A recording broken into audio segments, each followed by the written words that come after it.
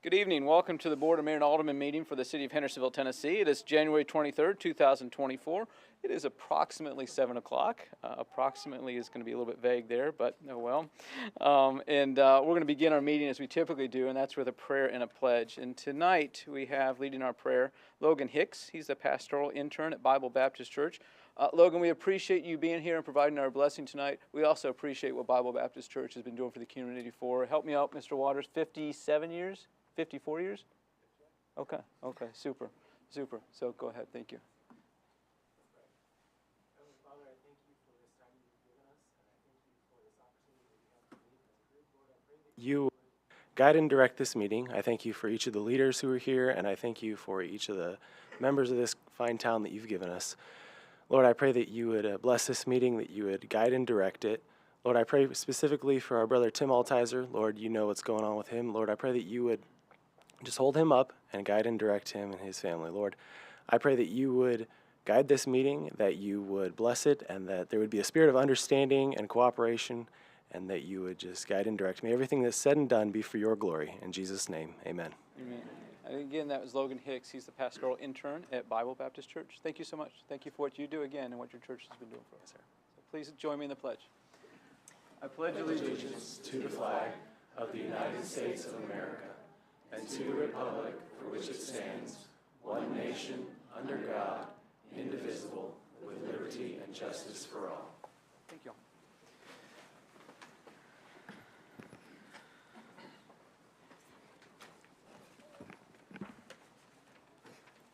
I need a motion to accept the agenda that was provided to you in your packet. We have a motion from Alderman Goodwin and a second from Alderman Dixon. I need you all to acknowledge that we have something under here that waives the 2-week rule. And Alderman Dixon, could you speak on that? Yes. Tell me where it is. Yes. Okay. It is for the 2004 deer permit fees being waived for those restaurants affected by the tornado. And that was just discussed in Finance Committee It meeting was, tonight? Okay. and it was unanimous. Okay, thank you. I also, I'll make this amendment since technically it doesn't have a sponsor. I need to remove the minutes and have us not approve those tonight. I'd rather do those in 2 weeks. If y'all remember the meeting we had a couple weeks ago, we had a motion with an amendment to that amendment. And then at one point we had that withdrawn, and then we had another motion and an amendment to that. It got a little bit confusing, and the minutes didn't really make it less confusing. So Annette tried her best, I tried my best, but we weren't able to come to something that really would explain what happened. I can believe it. So, okay. So I'm going to make that motion, and Mr. Sassy seconded. We need to vote on that first to remove minutes from the agenda tonight, the January 9th minute. Any discussion on removing the minutes? All those in favor, please say aye. Aye. Those opposed, please say no. So we've removed that. I appreciate that, Alderman Sassy. And that will be, we should have those ready for you all at the next meeting. Any other proposed changes or discussion on the agenda? Okay, so we've made one change. We are removing item 5, minutes, and everything else is going to stay as it was in the packet as it was provided to you over the weekend. All those in favor of approving the agenda, please say aye. Those opposed, please say no. That passes unanimously. We have no presentations. We have a public hearing. This is a continuation of a public hearing. We actually started about a month ago, possibly 6 weeks ago. This is a public hearing on Ordinance 2023-26 to hear comments on a proposed rezoning of properties and zoning ordinance text amendments that implement amended zoning requirements to reflect land use standards adopted with the passage of the Westlake at Hendersonville Land Use Plan. Do I have a motion that we apply the citizen comment rules to the public hearing rules? We have a motion from Alderman Peterson and a second from Alderman Bergdorf. Any discussion on that? All those in favor, please say aye. Those opposed, please say no. That passes unanimously. Let me read those rules. Speakers must identify themselves by name and address. Public comment shall be limited to 5 minutes per person, which time is not transferable to other speakers. All comments are to be directed to the presiding officer, that's me, not to the alderman, city staff, or other members of the public. Comments must address issues, not individuals or personalities. Personal attacks shall not be tolerated. Comments may support or oppose particular issues or measures, but the motives of those with differing views shall not be questioned or attacked. Malicious comments will not be allowed. Speeches for or against particular candidates running for public office shall not be allowed. Those rules apply to our public hearing, also apply to our citizen comments. And Mr. Prentice, you are first up. John Prentice, Airfloat Drive.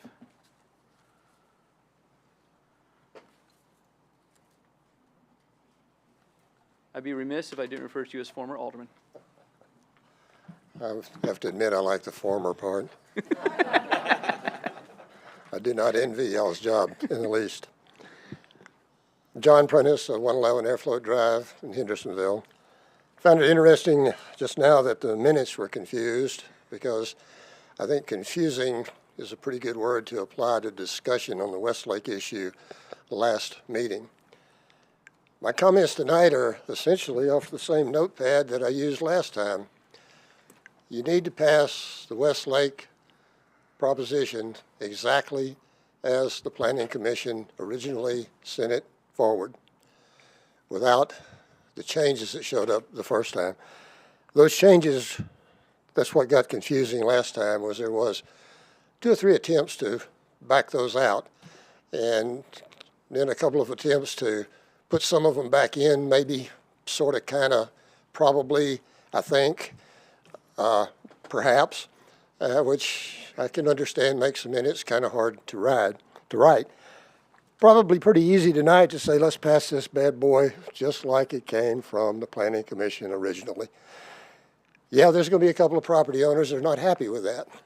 But the fact of the matter is, there is now, always has been, and always will be, a path forward for somebody that wants to build something slightly different than what current zoning allows. You can go to the Planning Commission. If you don't like that, you can go to the Zoning Appeals Board. If you don't like that, you can come to BOMA. There are ways, if you need a little relief in zoning to do something slightly different than what you're doing now, there are paths forward. If we start this spot rezoning right now, that's going to be a dump truck full of rocks coming down the hill, guaranteed. But the important thing is, for those of us on the peninsula, after multitudinous public hearings, letters written to every property owner that was affected, I lost count of the meetings and the people involved in those meetings. It came down to the Planning Commission listened to our objections about density, primarily, building height, which contributes to density. We need that. We got more of that than we need on the peninsula right now. We just do not need another addition, period. So we need to get back to what the Planning Commission did originally. Like I said, there's 2 issues, height and density. And of course, height contributes to density. Several of the properties there, I know that have asked for some changes to be made. I'm not sure they could build anything any bigger because they're going to run into parking issues, because we've about outbuilt their acreage now. In fact, there's a couple of places that I don't think meet current parking requirements anyway. But in any event, the whole point tonight is, let's get this bad boy forward exactly as the Planning Commission presented it the first time. Thanks. Mr. Prentice, thank you. Woods Drinkwater, Spayleaf Boulevard. Thank you, Mayor Clary. I'm Woods Drinkwater. I'm here representing the Grove at Waterford Crossing. I'm sure you all recognize me.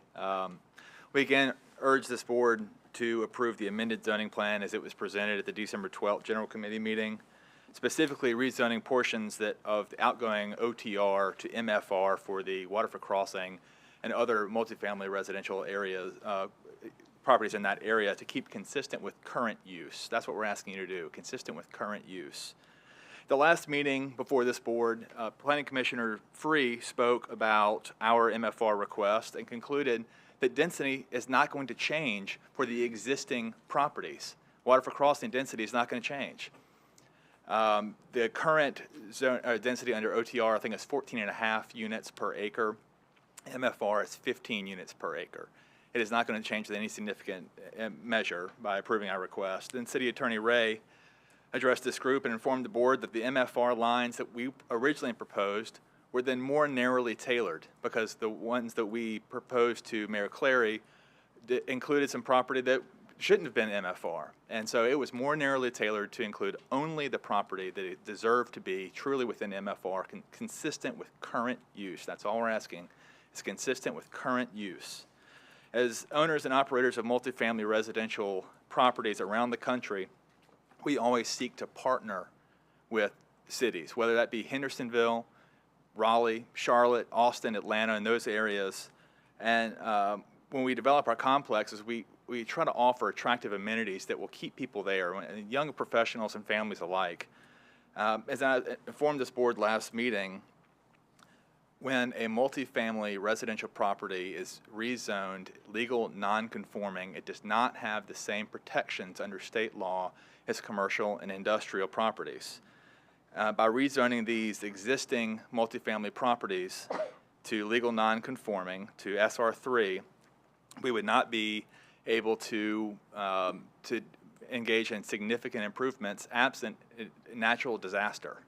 And I know I've said this to you a number of times, and by rezoning these to single-family SR3, it appears to be that Hendersonville is saying, we're not interested in your continued investment in our community. And we hate to hear that because, like I said, we want to partner with cities. We want to continue investment in Hendersonville. And when you rezone to SR3, that is going to be a detriment to these property owners because it's going to be a reduction in property value. And with a reduction in property value, that means that we may be less motivated to keep up with these. We can't rebuild them. We can't do significant improvements. All we can do is try and keep up under the law, under the protections that state law gives us, which is not much. So what we're asking you to do is keep current use consistent. Alderman Skidmore talked a lot about density at the last hearing, and this will not change the density at Waterford Crossing under the proposed MFR lines that Mayor Clary proposed at the December 12th General Committee meeting. Alderman Martin had some concerns with whether the public would have an opportunity to weigh in on this. I would suggest to you that this is the third public hearing that this has been considered. The public has had an opportunity to weigh in. I've been here all three meetings. I know some other folks have discussed this. Former Alderman Mr. Prentice just objected to density and height. Again, the MFR proposals for Waterford Crossing would not change height and it would not change density. It is just consistent with current use. That's all I'm asking you to do is grant the MFR areas for the Waterford Crossing. We're not asking for permission to build a new complex. We're not asking for permission to build a higher, taller complex. We're not asking for permission to increase density. We're just asking you to consider current use for the Waterford Crossing complexes and rezone those consistent with that current use. Thank you very much. Woods, thank you. Barbara Collier, Walton Ferry Road.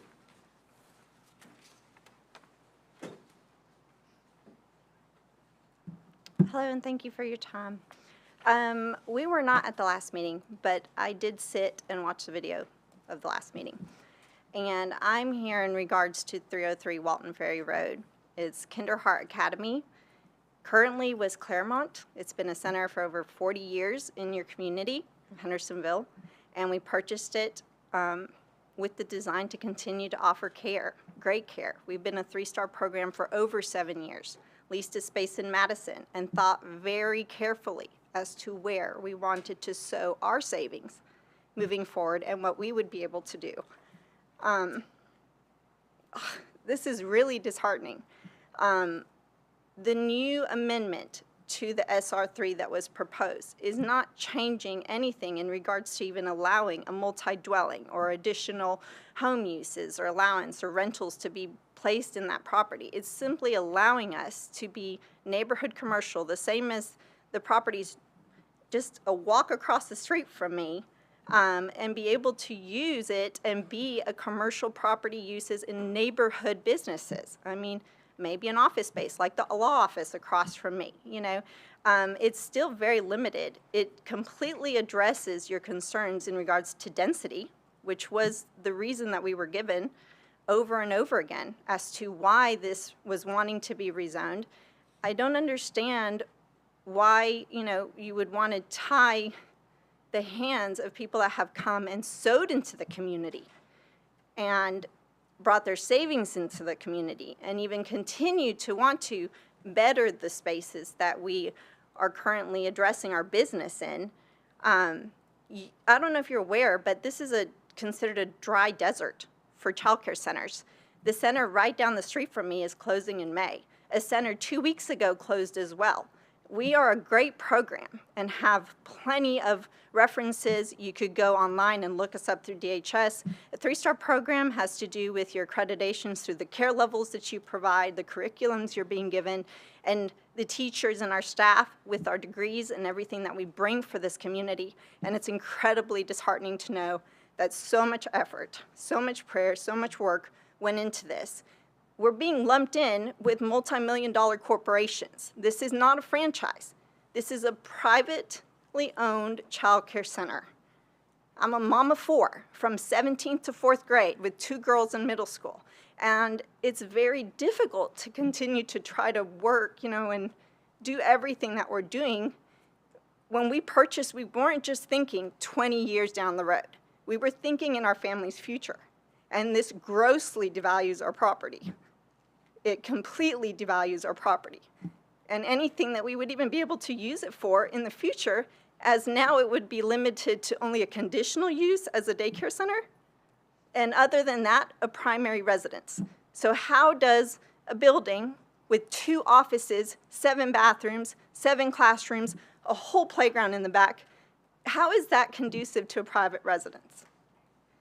I don't understand why you wouldn't look at a resolution that is being presented and clearly addresses the issues and concerns of multiple families and constituents that are also within the area. I understand that the concerns are density, but this is not in any way affecting the density issues. It's not growing the density issues. We're providing a service that is needed in the community.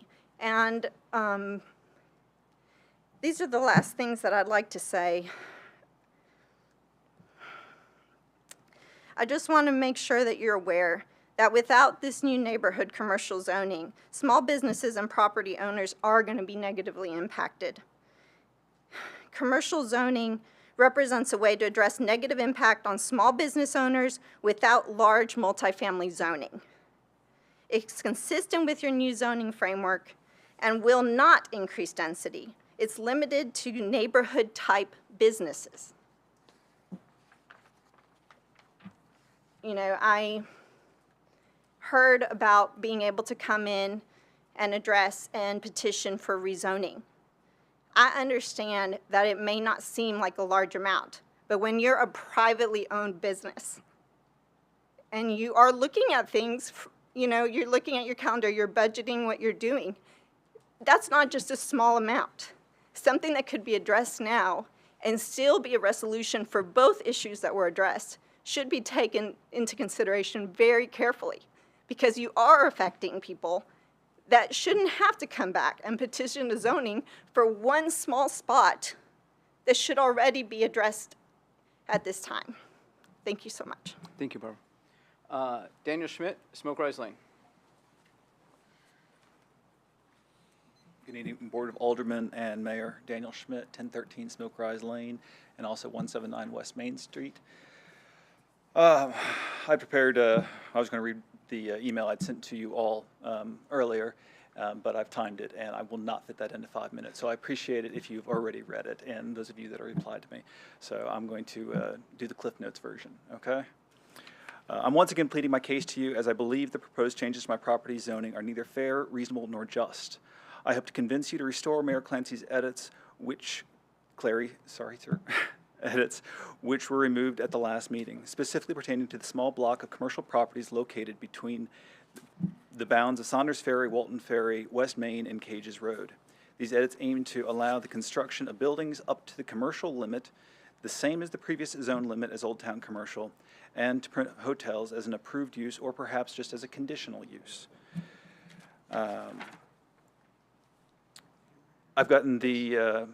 I attended the Zoning Commission hearing back in November where this was pushed through. I spoke at that meeting. That was my first time ever doing this, and I'm only slightly less terrified now than I was that night. I did not feel heard that night. My issues are the same as they are now. My property is going to be devalued by this building height issue. The issue with the hotels is manageable, but at the same time, it just doesn't make sense to me. It is unfair and is an unnecessary burden to my property. And I understand that there's this push to approve the ordinance as the zoning committee put forward. And I do understand that. A lot of work has been put into it and a lot of time has been put into it, but that doesn't mean that it's complete and that it's right. And that is why I understand that we have multiple steps and multiple opportunities for the citizens to comment and for you all to listen, review, and debate the merits of what people are trying to add to it and not just steamroll through something just because it is done.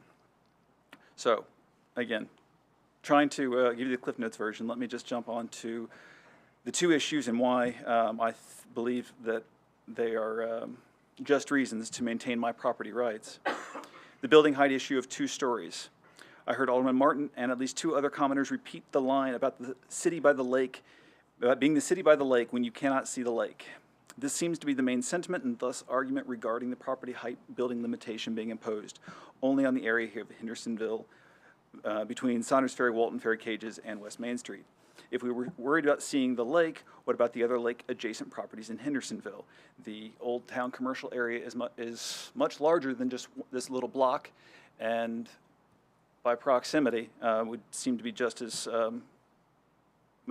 should be affected by this height issue if this was the driving factor.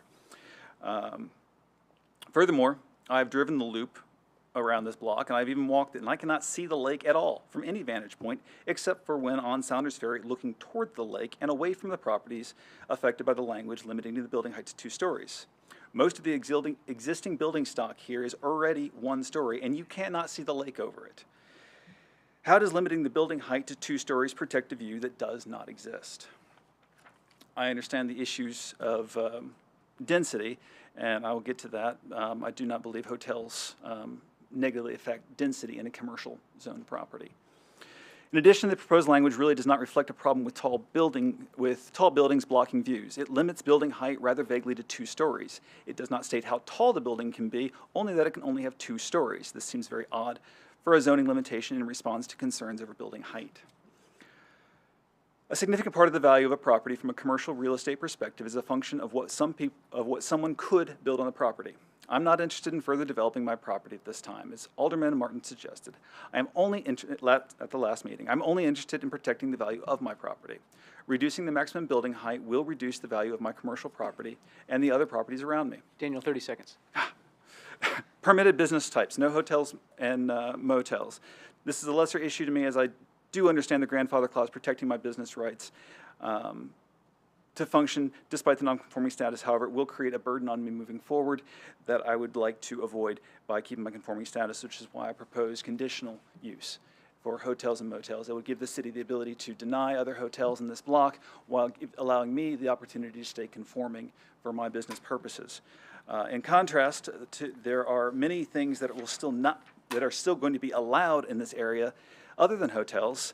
You've seen the list, but the one that really jumps out to me was a heliport. You could build a heliport there under the commercial zoning properties, but not a hotel going forward. Daniel, thank you. Thank you. We removed the minutes from the agenda. Next we're on citizen comments. I read the rules for those just a few minutes ago. First person is Darlene Ferris of Alyssa Drive.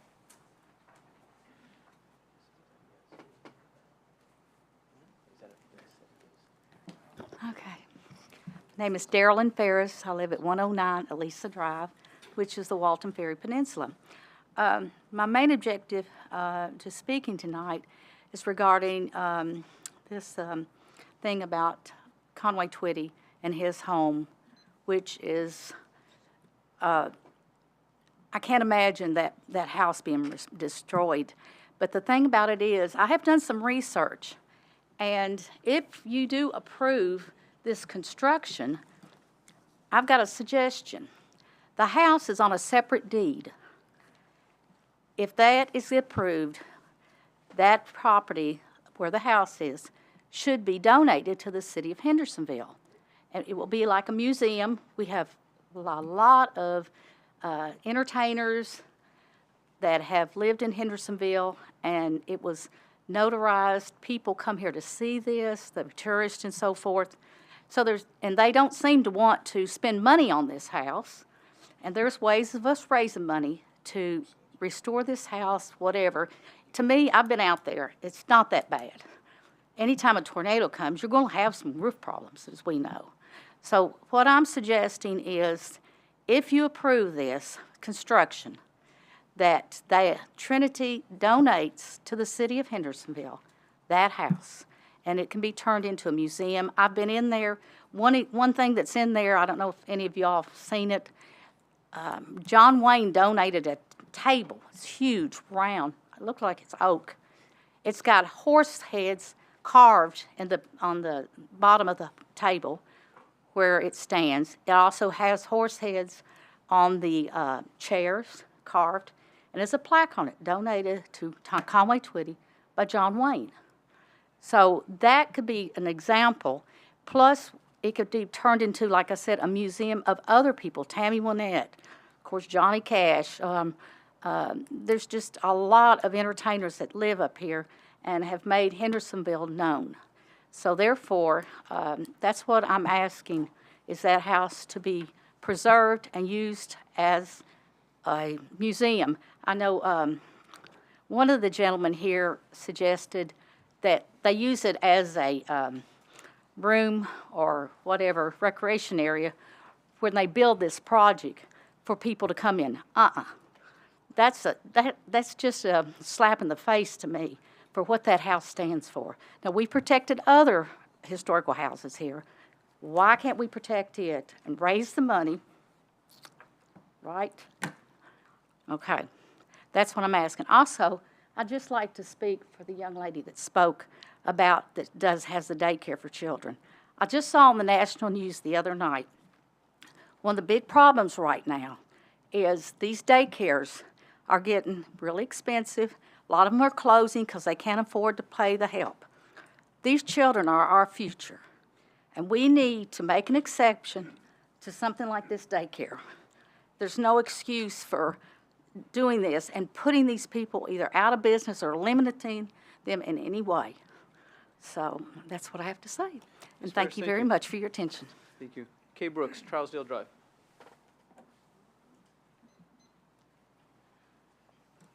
Good evening. I'm here to support the Twitty City project fully, completely, and ask you to do that.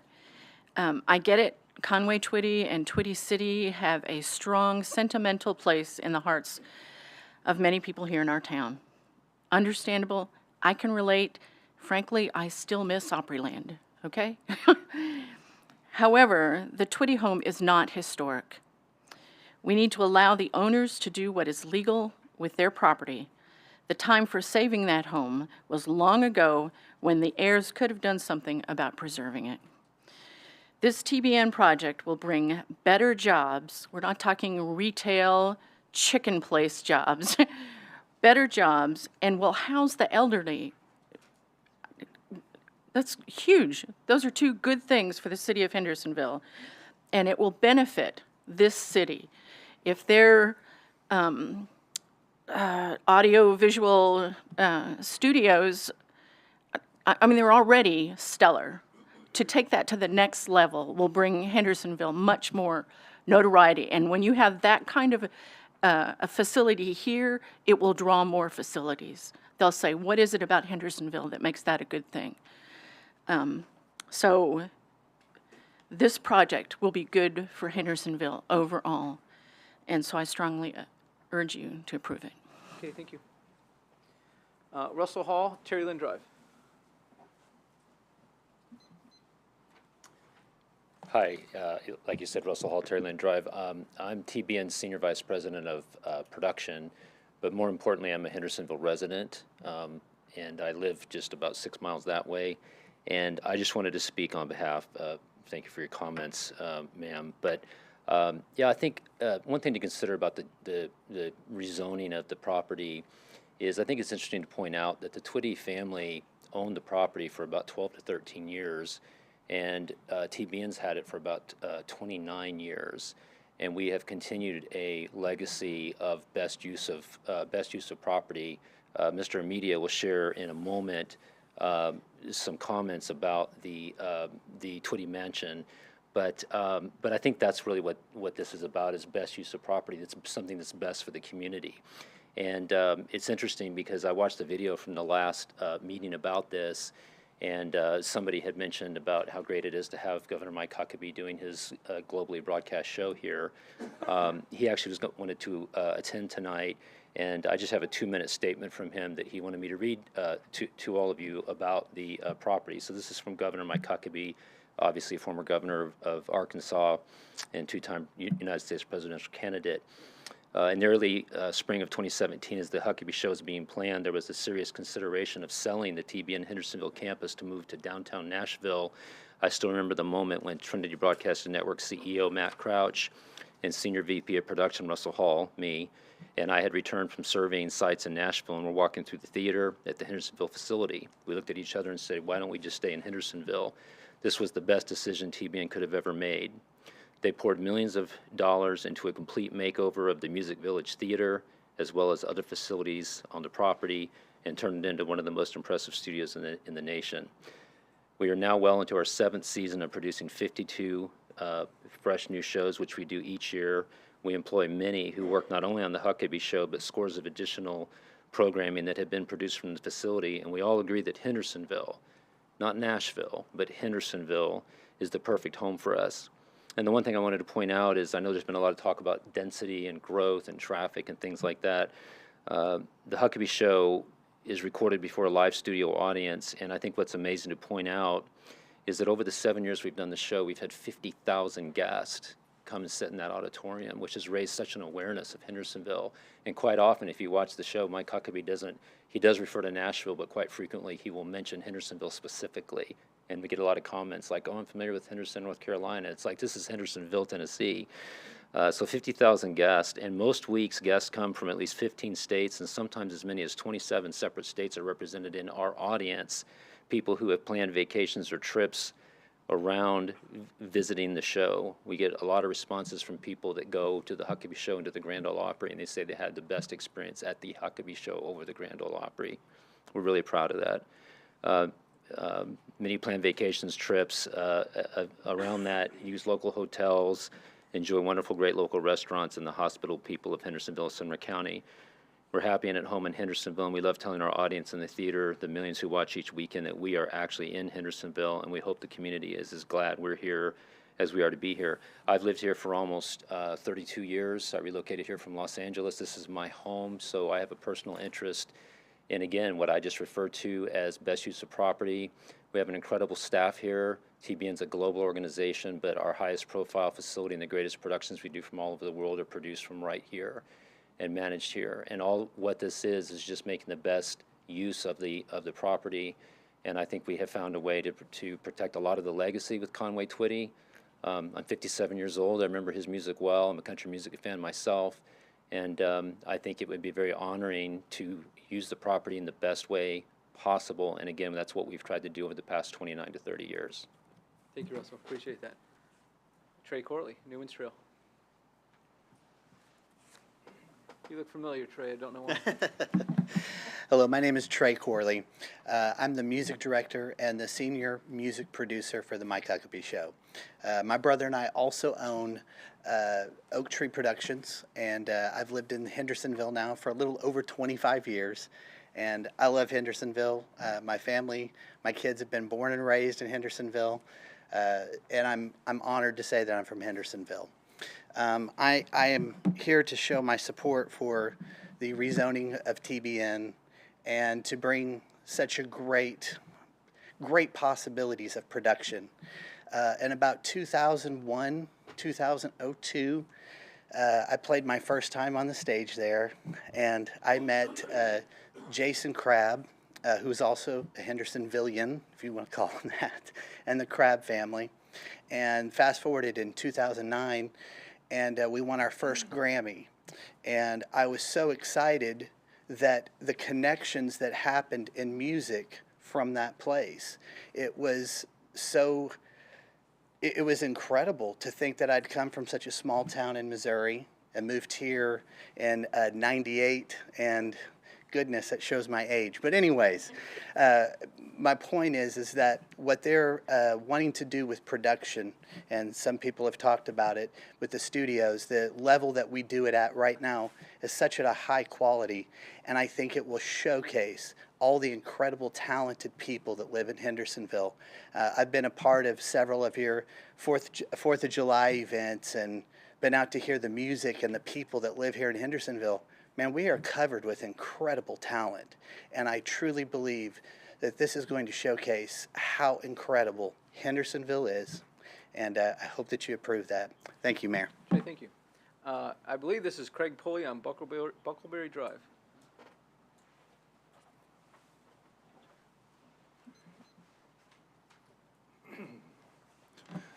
Yeah, thank you. My name is Craig Pulley. I'm the production manager at TBN, the facility here in Hendersonville. My address is actually a White House address is where I live now, but I did live here in Hendersonville for many years. Both of my kids graduated from Station Camp High School, so Hendersonville is very much part of our lives.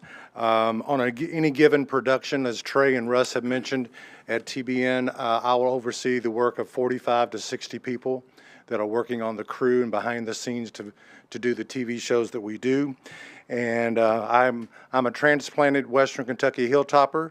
I got my start at Channel 5 in 1983, and I've done television work all over the country, and I can tell you, just as Trey just mentioned, the best talent pool in the television business is in Nashville, Tennessee. It's not in Los Angeles, it's not in New York, it's not in Dallas, it's in Nashville. And so we are very fortunate to be in Hendersonville and to be able to tap into the talent pool that exists right here in this area. I'm in the latter years of my career, and when I decided that I wanted to stop traveling around the country and to settle down and come home, Russ Hall gave me the opportunity to come work for TBN. I wanted to work for a place that I could be proud to work there, I could be proud of the work that we did, and I could work with people that I love working with, and that's exactly what has happened. And I can tell you, on behalf of my employer, and they did not ask me to come and speak, TBN is committed to excellence. They truly are committed to excellence. That extends to everything we do, to our property, the programming we do, the people that we hire and work with, and the hospitality that we show to the people that come to our property, whether they're a guest in the audience or a guest on stage. Our hospitality is second to none, and we get that comment a lot. The excellence extends to the development of the property that you've been proposed to see and that we are desiring to see take place. I'm not a member of the senior management team, so I don't get to make those kinds of decisions, but I get to sit in the meetings with people that do make those decisions. And I can tell you, in every meeting, every conversation that I sit in at TBN about what we are doing there from our property standpoint, I hear three things. Number one, if we're going to do it, we're going to do it with first class. It's going to be first class, and everybody's going to love it. Number two, we're going to build a place where people want to live in the residential areas and a place where people want to work. And that certainly has been true in the past, and I believe will be true in the future. And the third thing is that we will extend this property in such a way that our neighbors, our employees, and the people that live and surround the property will be proud of it. It will not be an eyesore. It will be something that people are very proud of, and that you as a city and we as a city will be proud of. So I'm just here to let you know that TBN is committed to excellence, and you will not be disappointed by what they do on that property, and it will definitely be a benefit and a boost to Hendersonville. Thank you. Craig, thank you. Grand Ole Opry member Ben Isaacs of Shell Road.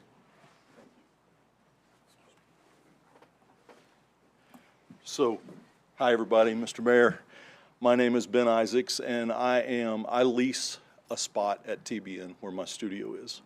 I have been in music my entire life. My family, I moved to Hendersonville 25 years ago, and now all the Isaacs live in Hendersonville. We love our city. We believe in our city. We do an annual concert for our city.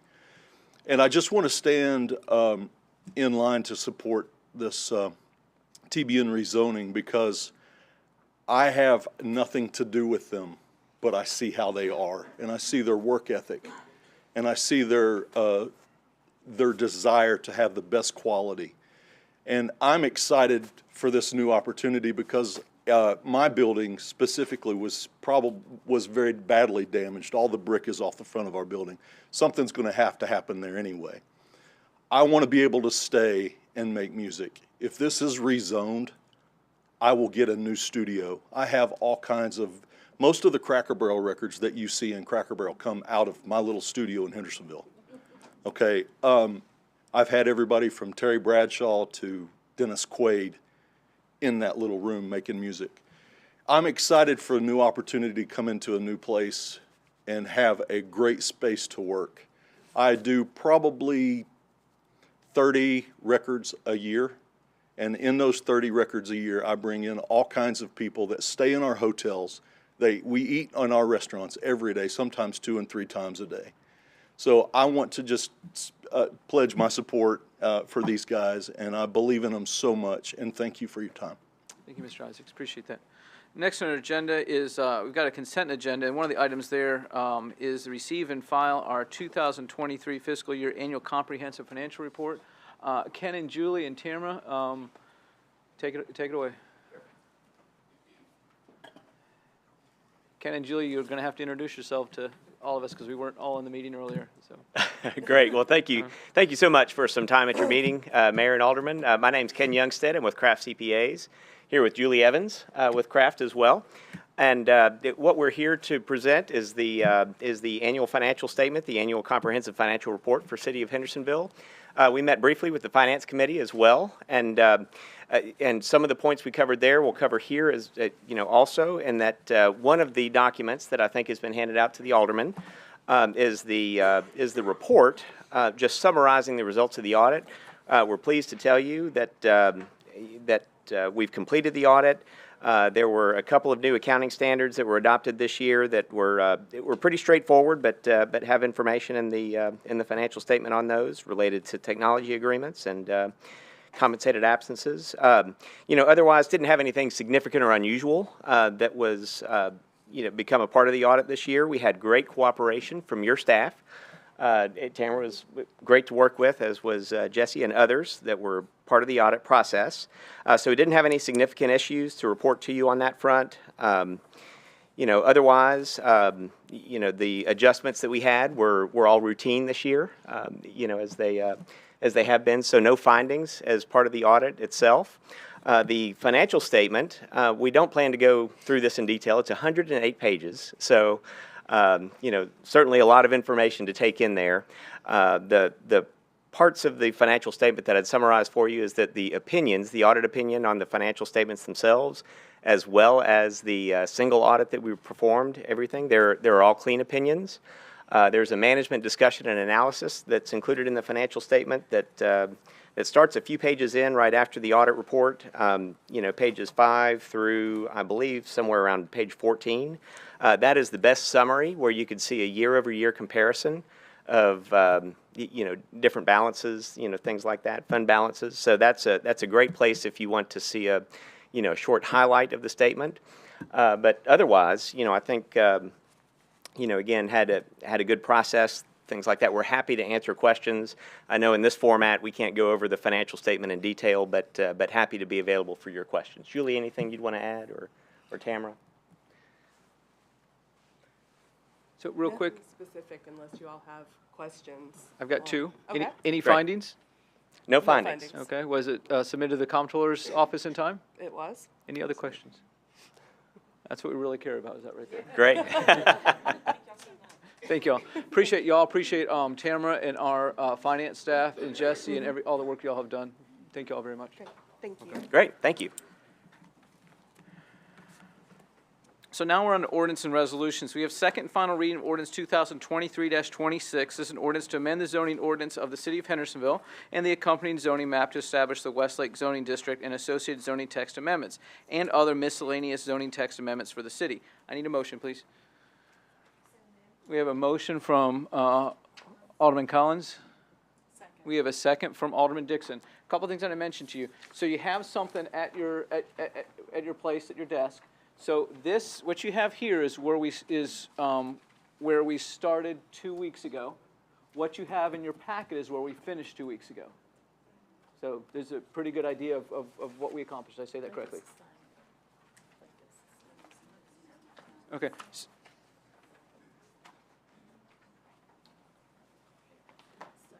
It's the same as what we started with on the 9th. Okay, so what you've got in front of it is what we started with at the 9th. We made one amendment. We had a couple other amendments that were not accepted, and the one amendment was a major one. It was a substitution amendment. Okay. I need to say the same thing that I led off with a couple weeks ago, and that is that I have a conflict with this. I own 2 pieces of property that are in this area. I will vote my conscience. I will vote on this. To give you an example, one of the pieces of property, had I sold it 2 years ago, it could have been sold and split up, and 5 houses could have been built on it. With this, only 2 houses could be built on it. And you saw my vote 2 weeks ago that I very much support what we're doing in the Westlake area. So, Alderman Collins. I would like to propose that we add the little bitty square at Noak and Walton Ferry for the neighborhood commercial, because I've been kind of conflicted about it since our last meeting and wondering if I made the right decision, and with my vote, which was in the end not to do that, and I was wrong. I think that we need to make that adjustment in our plan. Just that one piece of property. The square that is that little square that was on our map that we received. And that was for the daycare, is that correct? That Yes, include the daycare? the Okay. neighborhood commercial. Can you hold on one second? I'm going to come back to you right after go to Alderman Goodwin. And then if y'all are going to both make motions, you spoke first, so I'll come back to you. But I'd like to ask her to speak first. And I should have done that. Are you okay with that? Of course. Okay, go ahead. Keith, can I borrow you, Mr. Free, may I borrow you for a minute? Alderman Collins, your item might be incorporated with something else, and I don't want to get to the point where you... It may. Yeah, So- okay.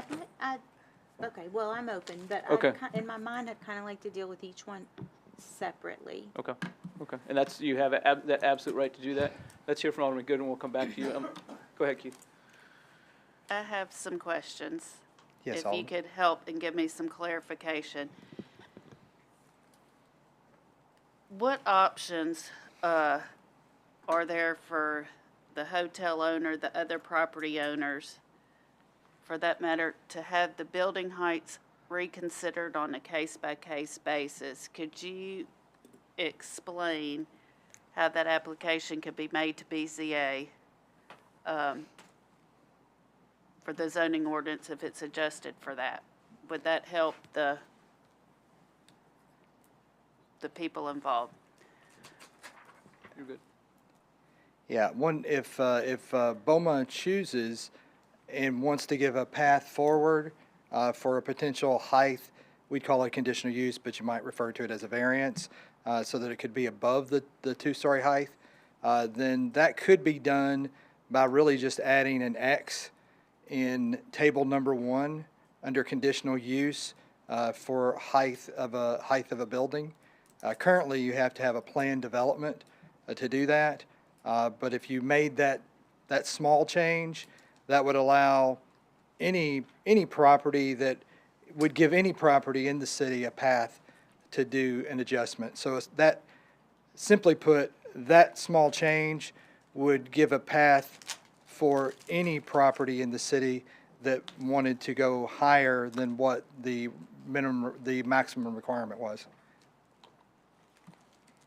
And those would be considered by BZA on a Yeah. case-by-case basis? Yeah, it would be case by case from the BZA that would be considered, but it would be a path that does not exist right now unless you're doing an actual planned development, which is a little bit more intense.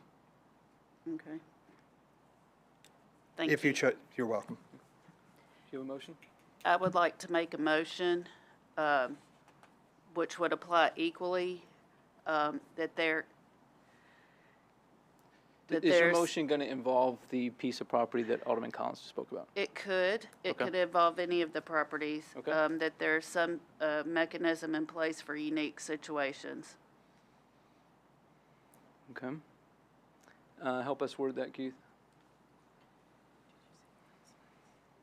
That would be an amendment to Table 1 to add a pathway for a conditional use for a height to exceed the height of the maximum requirement, and it would give a path for that. So just amending to change Table number 1 under conditional use for the BZA under building height, and that would do what the Alderman is saying. Would that impact the piece of property Alderman Collins is speaking about? Yeah, it would impact every property in the city. So it's not limited to Westlake, but it would give anybody an opportunity to do that. Of course, there's no guarantee that would occur if somebody asked, but it would be a path forward that does not exist currently.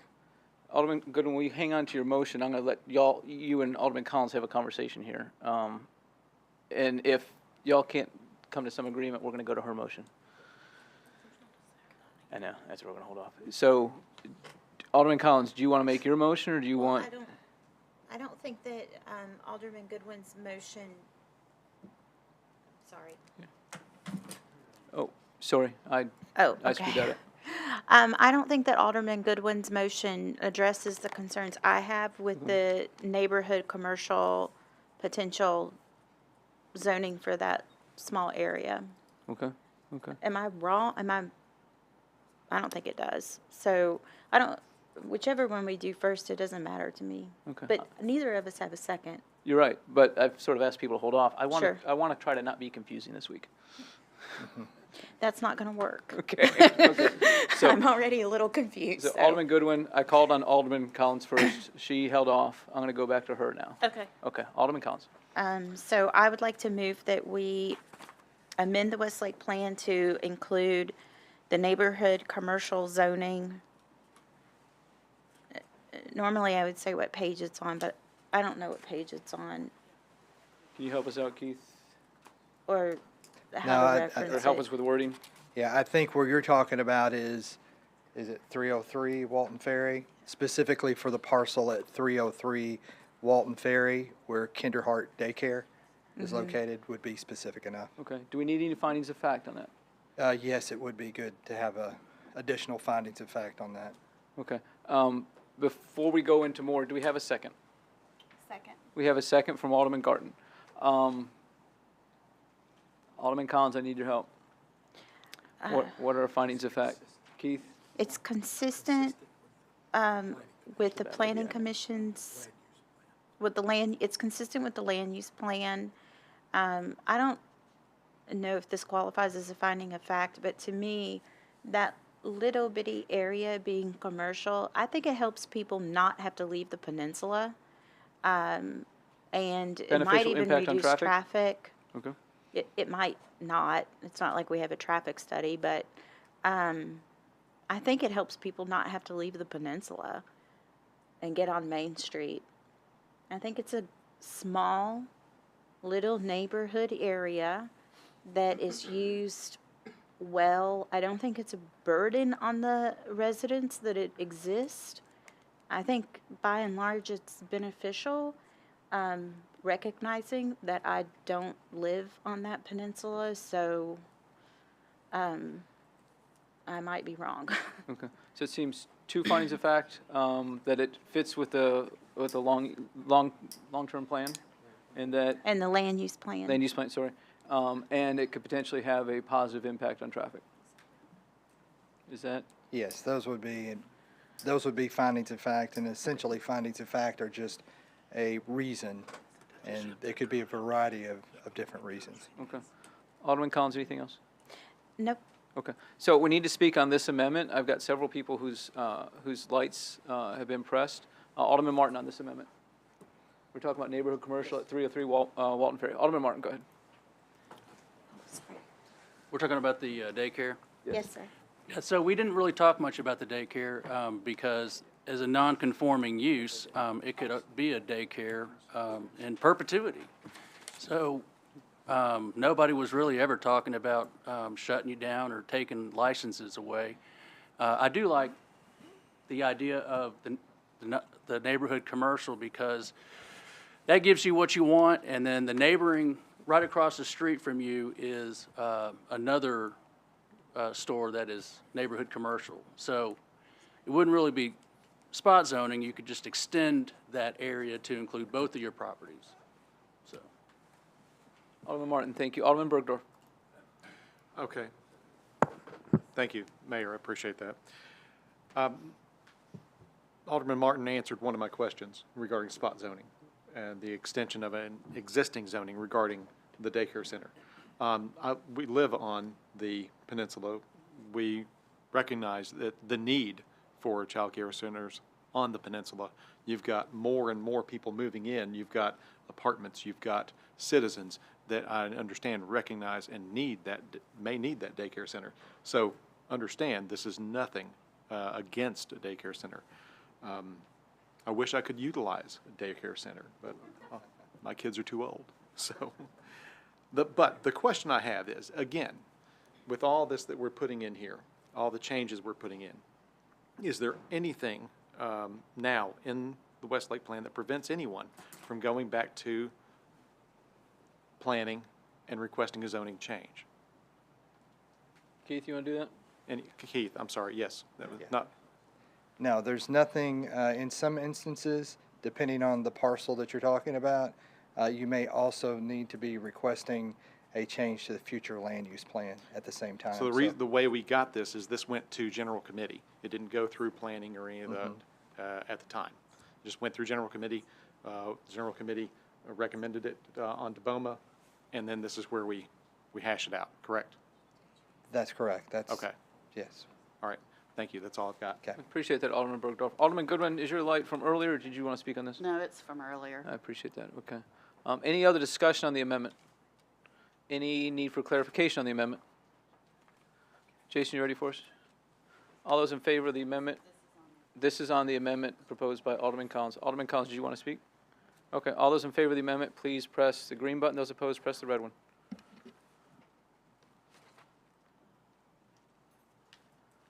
So that passes 7-6. Alderman Bergdorf, Skidmore, Peterson against, Alderman Sassy against, Alderman Dixon and Goodwin against. In favor, Alderman Martin, Garza, Garten, Collins, Waters, Robertson, and myself. So we're back to the main motion.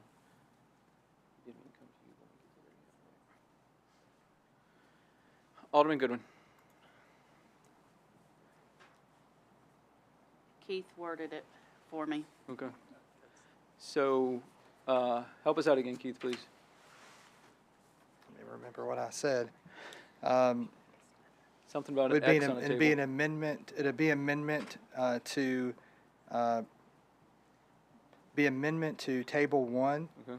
Under conditional use BZA for building height would be to allow that possibility in that path. Which would involve any property in the Westlake area. Any property in the city. In the city. Okay, thank you. Yeah. Okay. Not limited to just any one piece of property. That's correct. Okay. So Alderman Goodwin, do we have a second? Did we get a second? I'm sorry. Do we have a second? I'll second. Alderman Dixon, a second. Alderman Goodwin or Alderman Dixon, do you want to speak on it? Okay, appreciate that. Let's go to Alderman Robertson. Keith, the way I understand the process now is that such a change would first have to go to the Planning Commission, and the Planning Commission would have to act on the request, and then it would have to come to BOMA, and for BOMA to act. That's correct. If it's a planned development. For a height variance. That's correct. It would have to be incorporated within a planned development. Yeah. Yeah, I think I'm a little uncomfortable giving BZA that much authority over all of the Westlake area, that any time they requested variance in the height, that it would strictly and solely be the decision of BZA. I don't want to give up that authority, that final power, I guess, decision-making process. So Keith, is there a way that we can limit this to just this one location? That only for this location, that if they request a height variance, they could go to BZA? And that may be a question for you and also for Lance. Can we tailor that, I call it a rocket docket, that process to just the hotel in question here? You want to do, you want Lance? Yeah, maybe if Lance could assist on that. Well, we're just talking about not the use as a hotel, we're talking about just the height in general, right? Right. Isn't that the That's purpose of the amendment? That's the motion. Yeah. Yeah. So we're getting into some icy waters. Talk to us. Be frank with us. Well, I want to stay out of court if I possibly Well, can. I don't know that is going to be a possibility. Who knows? You never know. But let's just start from the beginning that the legislature has vested power within this board to make zoning decisions. You are the ones that make the zoning decisions. With the Westlake plan, the Planning Commission, it makes recommendations. You make the decisions. Planning Commission is administrative. You guys are legislative. Now, the Planning Commission went through a great deal of investigation and consulting and public hearings and input and deliberation and brought you a product. State law says that you can accept the product, but you don't have to. And it also says that you can change the product as this board sees fit. So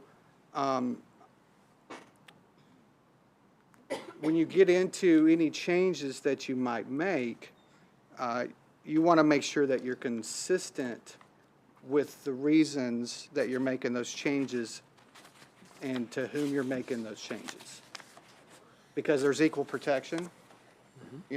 Every similarly situated property owners should be treated the same under the same circumstances. That's constitutional. So, and you also, what this board cannot do is be arbitrary or capricious with your zoning decisions and your use decisions.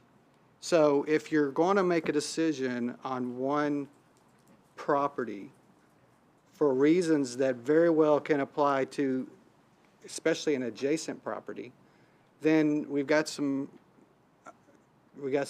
considerations that we need to make and think about, because that could be arbitrary and capricious. When the Westlake plan came out of the Planning Commission, I met with Keith, all the planning, Jesse, the mayor. We identified 3 or 4 properties that just didn't quite make sense to us on what we were doing. And those were what you've heard before. Actually, there were 4. One of them we decided against because it wasn't already developed and used. But with the Grove and the Point, which Mr. Drinkwater spoke about, which is the multifamily already existing and already developed, right? With the daycare and with the hotel. And the hotel's a little bit different because it's not a zoning, it's a use. A zone commercial, we just took the use away of the hotel. But with those, it altogether made sense, and there's findings of facts all over the place that would support it, to keep those as they are. It's consistent with the Westlake plan. The Westlake plan is no added density and other things related to that. These do not add density. They don't change. It's already there. It's there's no detriment to the neighbors because it's already there. It's, the buildings, so the daycare, the apartment complex and the hotel, well, let me talk about the apartment complex and the daycare. They were, Planning Commission just put a big blanket that turned everything into SR3, suburban residential, all right? Now, right now we have OTR, which is Old Town Residential. That's going away. It has to be replaced with something. So what is it going to be replaced with? And the best, most defined zoning, if you look at it, are for the daycare would be commercial, neighborhood commercial, and for the apartment complexes and the townhomes and the existing multifamily would be multifamily. That's compatible with the area that's already there because it is there. These are isolated cases, and that's the reason why for these very isolated changes, the Westlake plan is huge. But these are just small changes and not changing anything. We're not changing zones because they're already in that zone. So I would just be careful to single out pieces other than these three that we've identified. I would talk about spot zoning. We keep hearing spot zoning.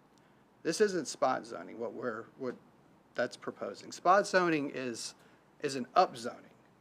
This is an upzoning. They're already in this zone.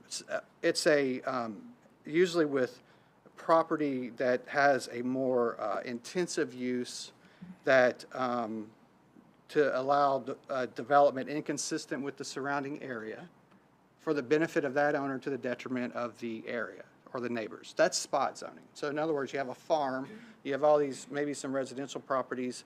Let's put a factory right here, but just right here in this little tiny triangle.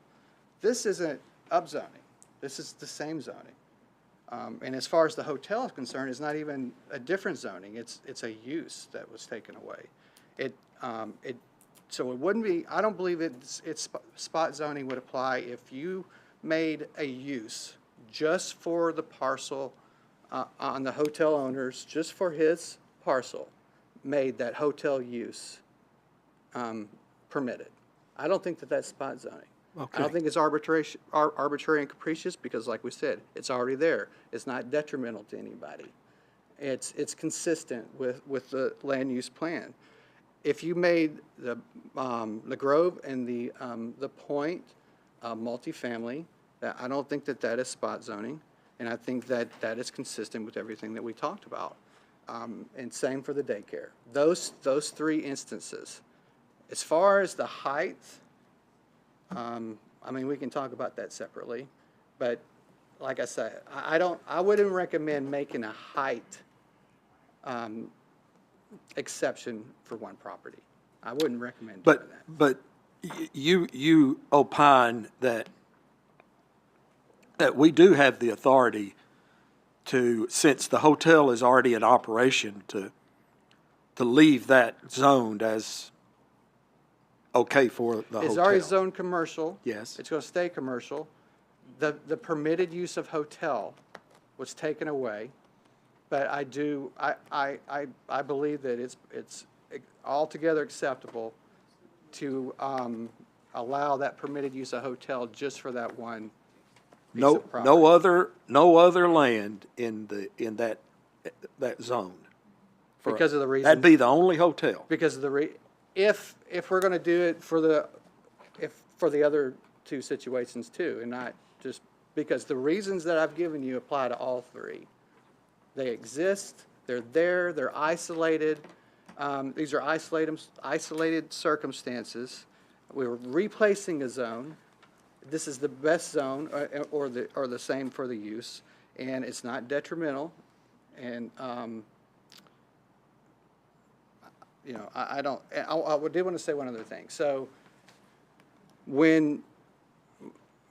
if we do what the Planning Commission recommended as far as the multifamily that's already there existing, and the daycare, and possibly the use too of the hotel, You know, that could be considered a downzoning. It could be considered a taking.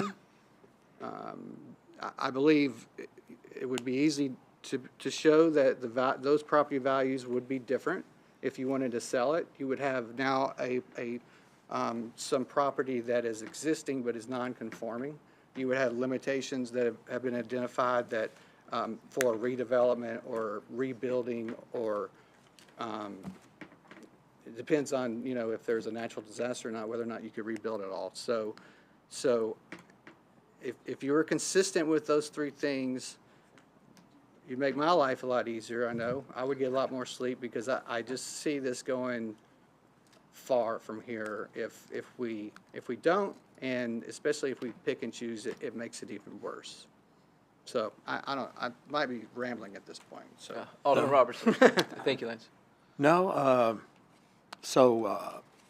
Alderman Goodwin, what do you think about? Including all three.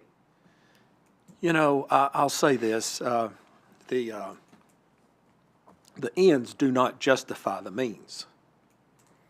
And I want to come up with an equitable plan. I want to come up with a plan that is legally defensible. I think our general counsel just told us that he's worried about what we voted on last time. When I was a commissioner at the state level, State Utility Commission, we had 3 opinions while I was chair that were appealed to the Court of Appeals. And we prevailed on all of them, and I believe that we prevailed on all of them because I always listened to my attorney, our general counsel. So I think he's given us some good advice. I really don't see it's going to add any density of what the mayor originally planned. I don't think it's going to add any density. I think it's consistent with the land use plan. I think it's equitable. I think it's fair to all concerned. Old rotary phrase. So, and I think it's more legally defensible as just explained by our general counsel. Again, this is not taking anything away from the great work the staff and the planning commission did. They did their best, but folks, we got to do our best. You know, we have to vote our conscience. So I don't know where we stand. I mean, I know there's a motion still on the floor. We've already approved one of those situations. So I don't know where we stand, board. We have a motion and a second to change the allowances for height within the whole city. Yeah, I'm going to withdraw my second. Okay. And you're going to withdraw your motion? Can I withdraw my motion You can and change my motion? Hold on here. You can withdraw your motion and change your motion. I would like to change my motion, so going by Mr. Ray's recommendation to include the hotel, the apartments, and the daycare. So Which we already approved the daycare, but I would like to get the zoning changed on those 3. So Keith, do we need to do something we already did? Meaning the daycare? No, we've already fixed already that. voted on that, so that's on the remaining 2. It would be those remaining 2, which the one would be multifamily for the Grove, Waterford Crossing, and the Point. I think the Point, and then additionally, I'm not for sure about on the hotel. Is that, as Alderman Robertson was saying, about just taking that use and allowing it at that location and removing that height limitation from that specific location as well. I don't know anything about Not the height limitation, that's wrong, okay, yeah. Not that, forget about that. Oh, we need that explained better. That's, So, Alderman Gooden, we're talking about 3 pieces of property. The 2 that are, that currently have apartments on them, and the hotel, those are the ones you intend. Not the vacant piece of property, okay? So Keith, and Lance, how do we address the 2 that currently have apartments on them, relatively new apartments on them, and the hotel piece of property? What do we do to change those to multifamily? and to add the use back in under the zoning of the hotel property. Well, we had a, if you want me to, Keith, we had a proposed map that we could drum up that shows the daycare. It shows the those existing multifamily properties, and we could the board could recommend those 2 revisions, and then the other revision would be to Just a text amendment, isn't it? just a text amendment for the conditional, I mean, for the permitted use of a hotel for the property at that location. Okay. So Alderman Goodwin, do you catch that, and is that what your intention was? That was my intention from the beginning, but Okay. yes. Alderman Dixon, you a second? I will second. Okay, so we're speaking just on this amendment for right now. The next person I have is Alderman Collins. I know we had some lights down there a minute, so go ahead and press your buttons if you'd like to speak on this. Alderman Collins, just on the amendment, please. Yes, please. I don't know how to ask this question without it being kind of ugly. But Director Free, outside of a natural disaster, if there's a natural disaster, they can rebuild. They're grandfathered in and they can rebuild. Who's they? I'm sorry. The existing apartments or hotel. If So there's- it would just, I'm not to interrupt you, Alderman Collins, I just wanted to clarify, it relates differently to both, because the hotel is commercial property. Okay. The multifamily is residential property. The commercial property, they have a little bit more flexibility with what they can do in terms of redevelopment and rebuild. The multifamily is very restricted in what they can do. Then let me ask my question first about the multifamily.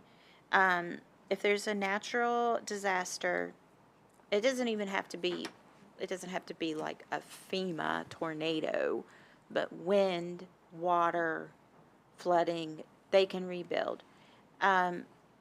What other situation would cause a rebuild instead of a remodel or refurbishing other than neglect?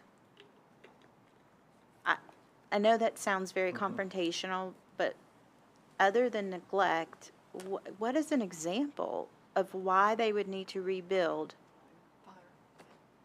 Fire is covered.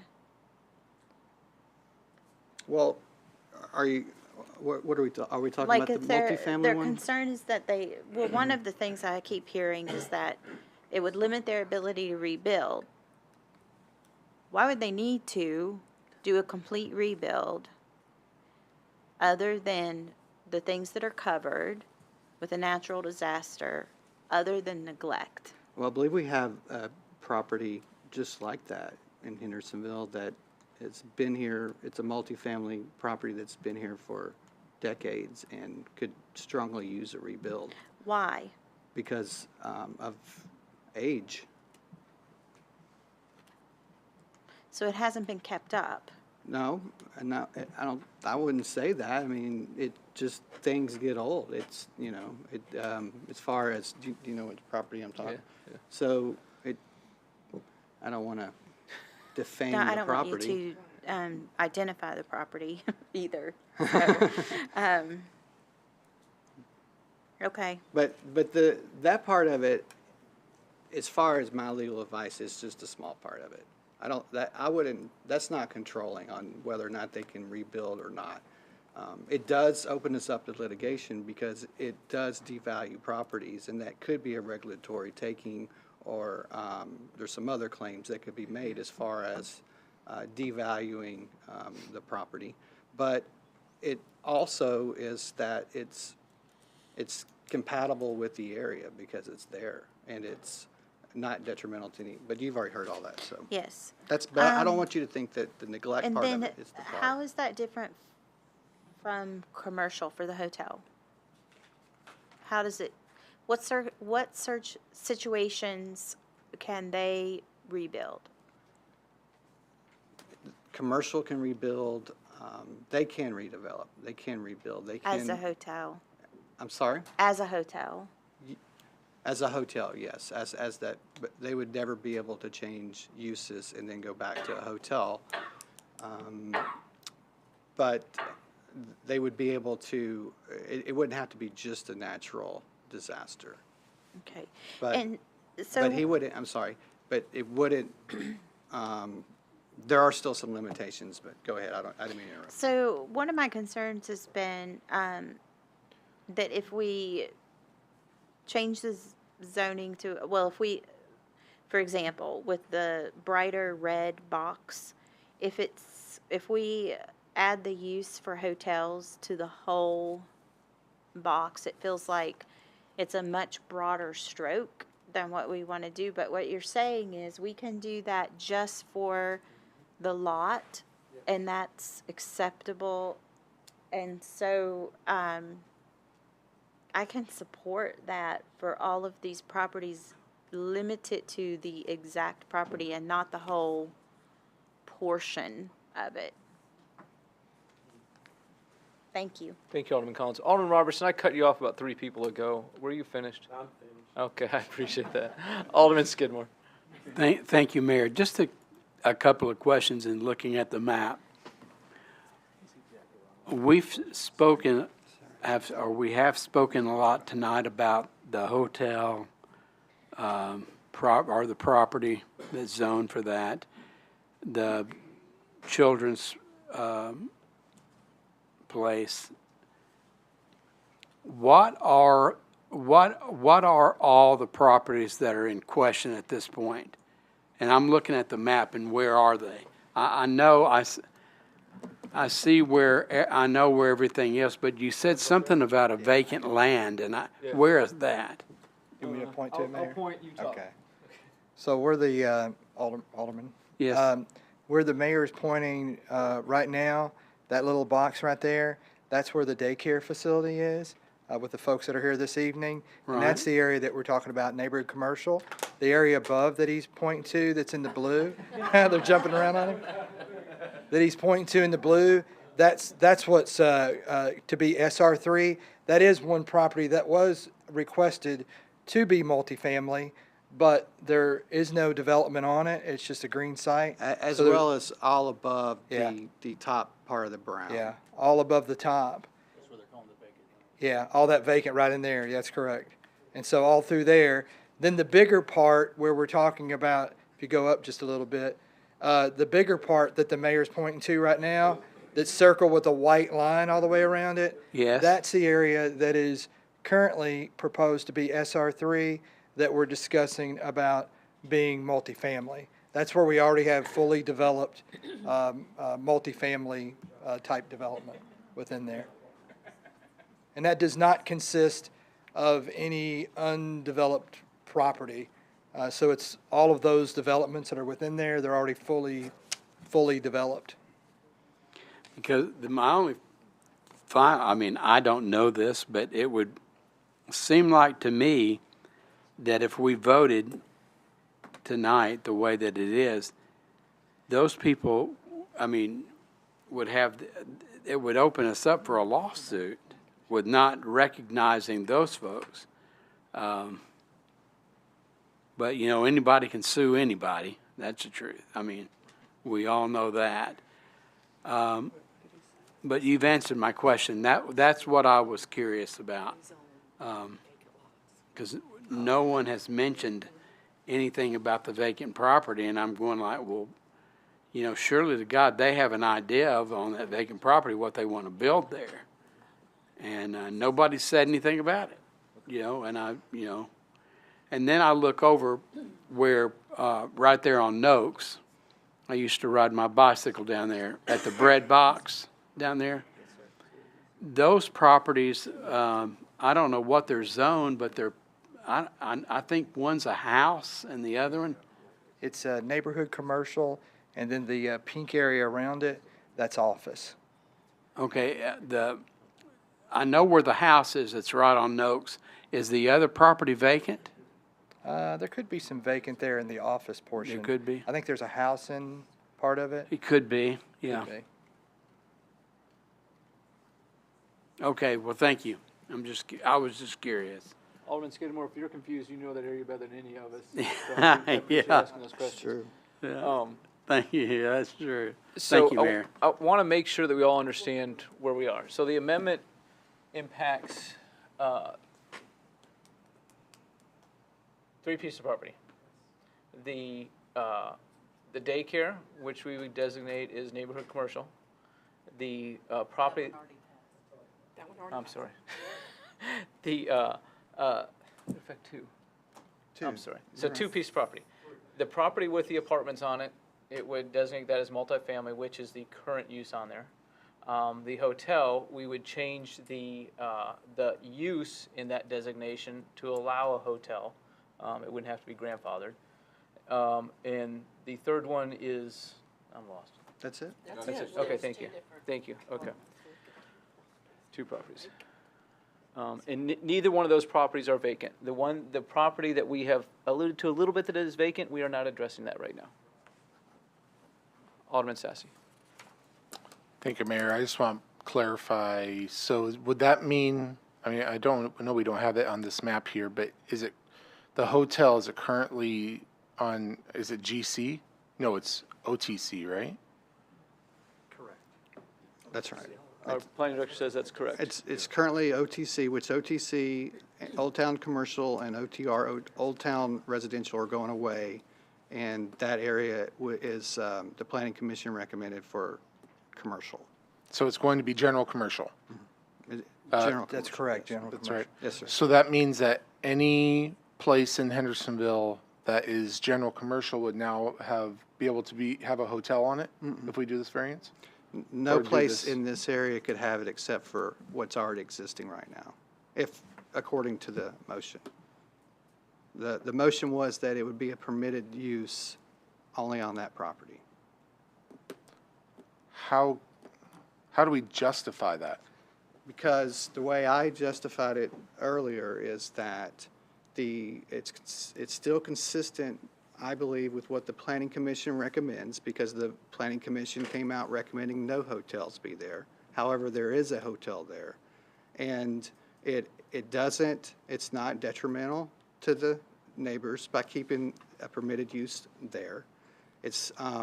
There's no more benefit to the owner to do it because it is his to do already. He's existing. To take it away could be considered, it's not a down zoning, but it would be a taken away of use that could devalue his property, which could be considered a regulatory taking. The property is, it's not suited for anything other than what's currently already there, is another reason. It is, let's see, that's basically it, everything that I've said before.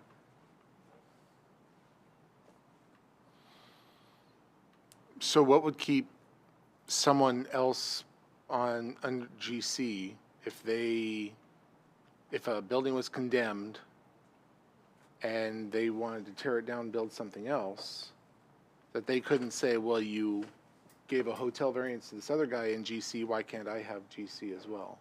That's what I'm concerned about right now is the future outlook of this and how it could pertain to the zoning of, not the zoning, but the variance requests of that entire area. Because I've heard from a lot of people, they said, please, no hotels on the river, or on the lake here. Which would be consistent because the original revision that came to you would be put the permitted use of hotel back in the whole area. Now, the motion is not to do that, make the permitted use to just what is already there, which is a hotel that's existing. Yeah, I understand that. I just don't see how I mean, it's going to look bad to future requests. Well, you did it for this guy, why can't you do it for me? Especially if the land's condemned, something happens to the area.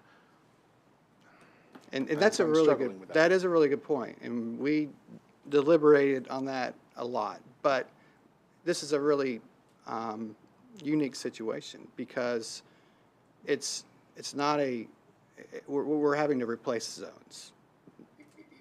And so to replace the zones, you have to have a new zone. And there's just, I don't, we went through this a lot, but it just made sense that it wouldn't open us up to litigation. It's something that's there and existing for that one piece. So.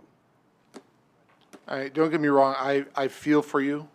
I think that we missed this one. It was a mistake to not make sure that that property was zoned so it could have a hotel.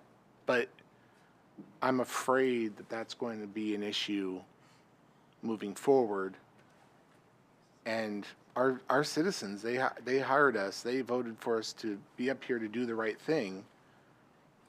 And they told us we don't want hotels here, and I can see a big issue with that whole area that's GC, where there could be other implications there. There could be legislation, listen, you did it for this guy, you're not going to do it for me. That's and existing. That's existing. Right, I understand. Okay, I just want to make sure. Yeah. I'm not debating with you because that's your decision, and I'm not. Yeah, that's no, why I you're understand sitting it's in that currently seat. a hotel, so we're. Right, but it isn't the whole area, it's just that one property, so. Okay, thank you. Alderman Sassy, thank you. Alderman Dixon. Before we vote, I just wanted to say that I support this. I wish we had talked a little bit more about the legal risk in our last BOMA meeting, but we got there at this time, so that's great. Sorry. And that's okay. And I do feel like this really doesn't impact high density, and so I think that I'm going to support it. Thank you. Thank you, Alderman Dixon. Any other discussion? So we're voting on the motion, we're voting on a motion to amend. Does anybody need me to explain that motion? Jason, ready for us? Okay. All those in favor of the motion, please press the green button. Those opposed, press the red one.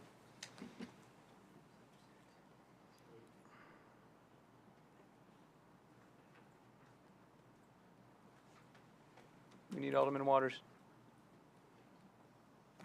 Okay, that passes 7-6. Those voting opposed is Alderman Bergdorf, Skidmore, Peterson, Martin, Sassy, and myself. Those voting in favor, Alderman Robertson, Waters, Collins, Garten, Goodwin, Dixon, and Garza. So that passes. We're back on the main motion. Thank you, Jason. Do we have anybody? Does anybody else wish to speak on this? So what we're going to do is, we've been here for an hour and a half. Before we take a final vote on this, I want to have a conversation with our city attorney, and so I'll entertain a motion to take a 5-minute break. And anybody else is welcome to have a conversation. We can't have a conversation together with the city attorney. I just need to ask him some questions. Probably can take a few minutes. So we have a motion from Alderman Bergdorf, a second from Alderman Dixon to take a 5-minute break. All those in favor, please say aye. Aye. Those opposed, please say no.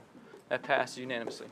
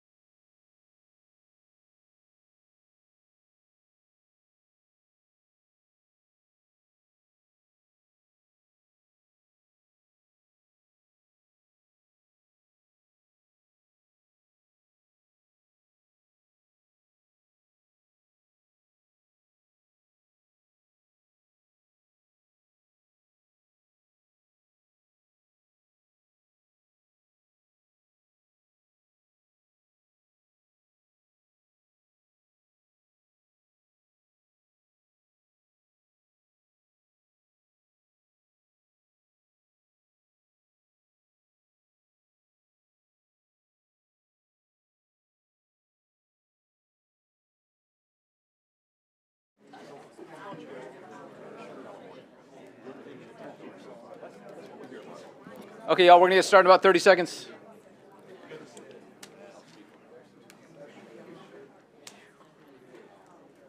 Pastor Rayleigh, there's no way in the world I would ever tell you.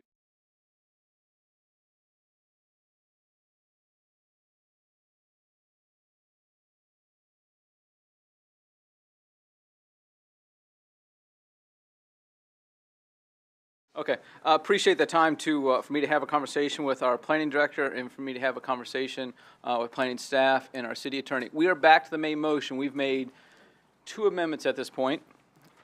Is there any other discussion? So we're on second and final reading of ordinance 2023-26. As I mentioned, we've made 2 amendments.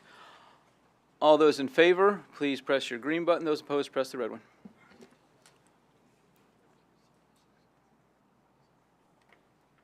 That passes 10-3. Those voting against, Alderman Bergdorf, Skidmore, and Peterson. Those voting in favor, Alderman Martin, Sassy, Garza, Dixon, Goodwin, Garden, Collins, Waters, Robertson, and myself. Thank you all. We're going to move on to the next item, and that is second and final reading of ordinance 2023-27. This is an ordinance amending the Hendersonville Municipal Code, Title 12, Chapter 6, to adopt a revised edition of the International Energy Conservation Code and amending Title 12, Chapter 2, to adopt amendments to the International Residential Code. Alderman Goodwin, I understand you have 12 amendments? No, we're good. I need a motion. We have a motion from Alderman Goodwin. We have a second from Alderman Garza. Any discussion? All those in favor of second and final reading of ordinance 2023-27, please say aye. Aye. Those opposed, please say no. That passes unanimously. Okay. Next, we have second and final reading of ordinance 2023-28. This is an ordinance amending the budget ordinance 2023-11 for appropriations to repair certain property damaged by the tornado a couple weeks ago. Alderman Peterson, a motion? We have a motion from Alderman Peterson, a second from Alderman Sassy. Alderman Peterson. Yes, Mayor, I wanted to co-sponsor, please. Without objection, we're going to add Alderman Peterson as a co-sponsor. Any discussion? Y'all ready to vote? All those in favor of second and final reading of ordinance 2023-28, please say aye. Aye. Those opposed, please say no. That passes unanimously. Thank you. Now we're on to first reading of ordinance 2024-01. This is an ordinance rezoning 32.37 acres located at Zero Music Village Boulevard on the south side of Main Street between Bluegrass Commons Boulevard and Caldale Drive, and approving the TBN Music City Preliminary Development Plan to govern the development of that property. Alderman Martin. Motion? We have a motion from Alderman Martin, and we have a second from Alderman Waters. Alderman Martin, go ahead. All right, so this is the TBN Music City project. It's a preliminary development plan being proposed. The current zoning is office plan development with 2 small SR1 parcels. TBN is proposing to remove the existing allowed uses and add independent living, assisted living, and nursing home uses. The plan proposes 48 independent living villas with a total of 96 units and 80 units in an assisted living facility. The plan proposes an expansion of the Huckabee Theater with the demolition of some buildings that may have been damaged by the tornado. This was initially presented in our January 2nd Planning Commission meeting. It received a 4-4 vote. The General Committee discussed this project on January 9th and are submitting it to BOMA tonight with a positive recommendation. Alderman Martin, thank you. Alderman Garten. I just wanted to say that I really appreciate the addendum that was sent in for this. If I'm reading this correctly, you have decided to restore the mansion. Is that correct? So without objection, we're going to suspend the rules. I need you to introduce yourself. Come on up. And we're just offering the opportunity to answer questions. We're not offering the opportunity to make a pitch now, okay? So I will cut you off if you go farther than answering the questions. Thank you, Mayor. But first, introduce yourself, please. Frank Amedia, and I'm the President and CEO of Trilogy Asset Investments, which is the real estate arm of TBN, nonprofit. Super. Alderman Collins, we asked that, excuse me, Alderman Garden, ask that again, please. Yes, yes. So reading through this, it looks like you're reducing the density of the cottages, and you've also decided to restore the mansion and keep that? Yes, we did. To the first item, we reduced from 96 to 90, and that allowed us to make room for the mansion. Okay. And we heard the sentiment of the city very well. We prayed about it. We met with some people, including Joni Jenkins, a wonderful lady, and we just felt that this was the right thing to do. It's going to cost us more money, but that wasn't the issue. The issue is what the heart of the city was. And so we're going to restore the mansion, preserve it, and use it as a management office, along with visiting nurse and in a community center. Okay, and you said you met with Joni Jenkins, and she's Conway Twitty's daughter? Yes. Okay, okay. I'm excited to hear that. Thank you. Alderman Garten, thank you. Alderman Waters.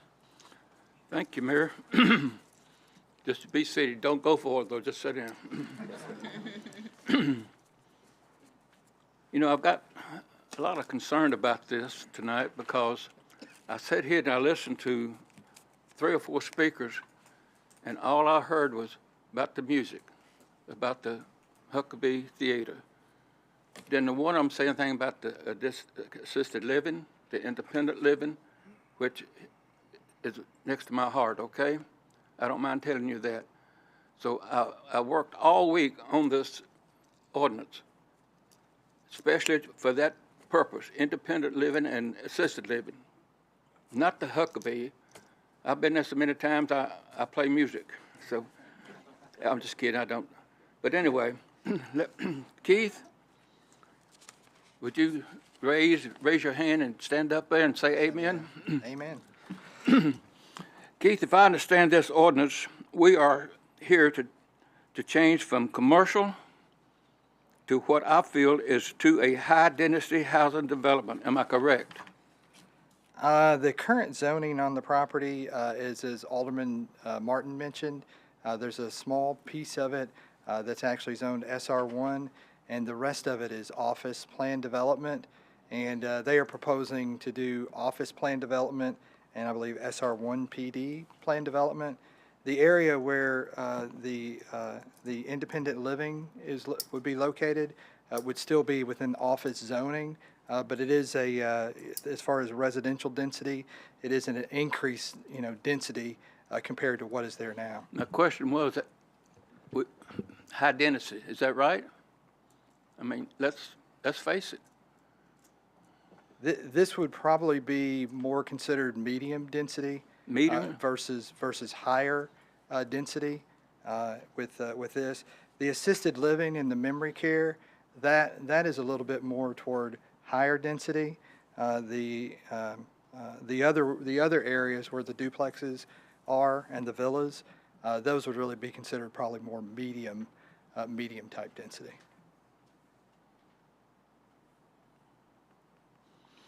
I just wanted to be sure, but that's why I feel this project will further impound the traffic light at Winston Hills and Bluegrass Commons. You agree? Overall? That would have to be something that BOMA would need to decide on looking at the information.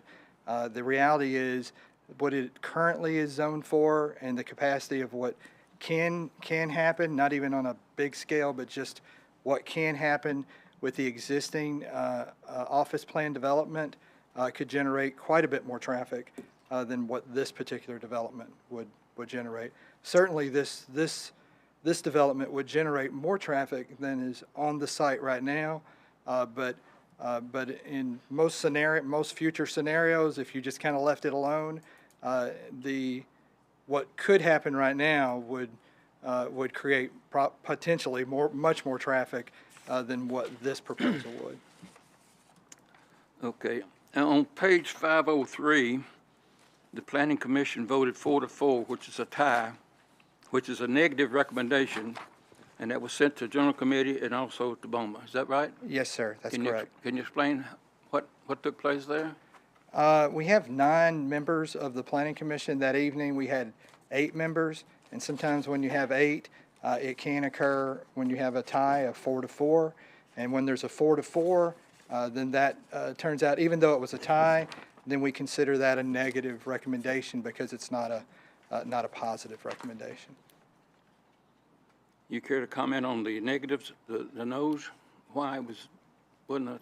Yeah, that would have to be something that the individual planning commissioners would have to represent what their no was. Okay. There was some different discussion, but I would not be able to address that. That's okay, thank you. I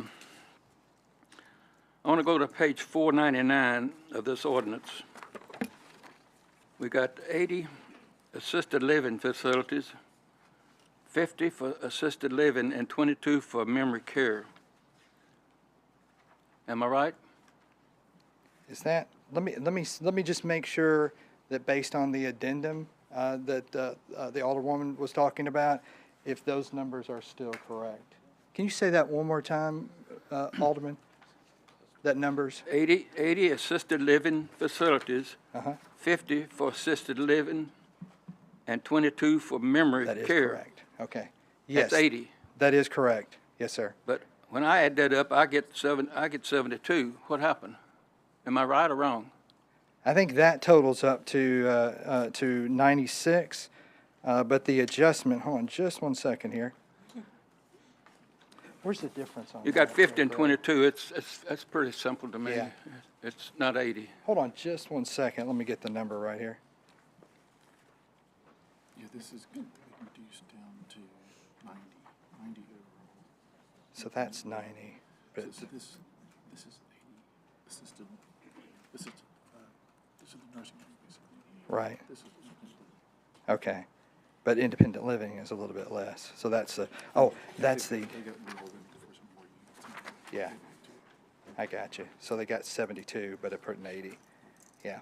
So I think, and the developer can maybe address it better, but that 80 units of assisted living and memory care in that brown area of the building, that's where those 80 units are. And the remaining units that are the independent living, those are the villas that are 90 villas. Yeah, So there's 80 units, 58 assisted living units, and 22 memory care units. For the assisted living memory care facility, that's the larger building on the site. Okay, I'm not talking about independent. I was just Yeah. concerned about the assisted living, and that number Yes. didn't ring a bell. The memory care, explain that to me. Is memory care, is that when someone comes and stays with that patient, that lady, that man, that person? Yeah. If it'd be okay for the developer or developer's Anytime, representative help to address yourself. that. Yeah.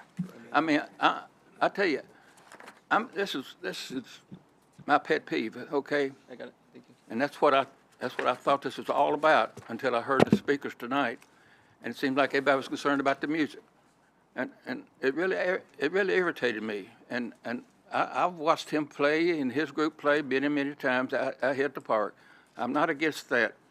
But when this ordinance is brought to me on the basis of independent living and assisted living, I get concerned. When I come up here and I hear this, none of them mention that. Apparently they don't care, but that's my opinion. My question was, memory care. Go ahead and explain that to me. Yes, sir. I have to explain the independent living with it, if I may have that moment, Mayor. Sure, go ahead. Do what? I was just asking the mayor for I his sort of permission figured that. You're fine. to explain it.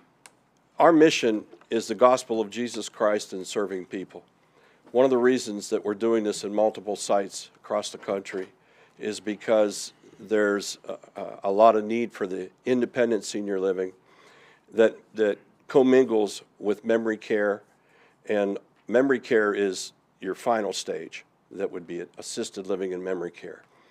In this instance, my question, sir, is memory care, is that person that comes and stays with somebody? It's either yes or no. I understand what you're saying, but. The answer is they need care.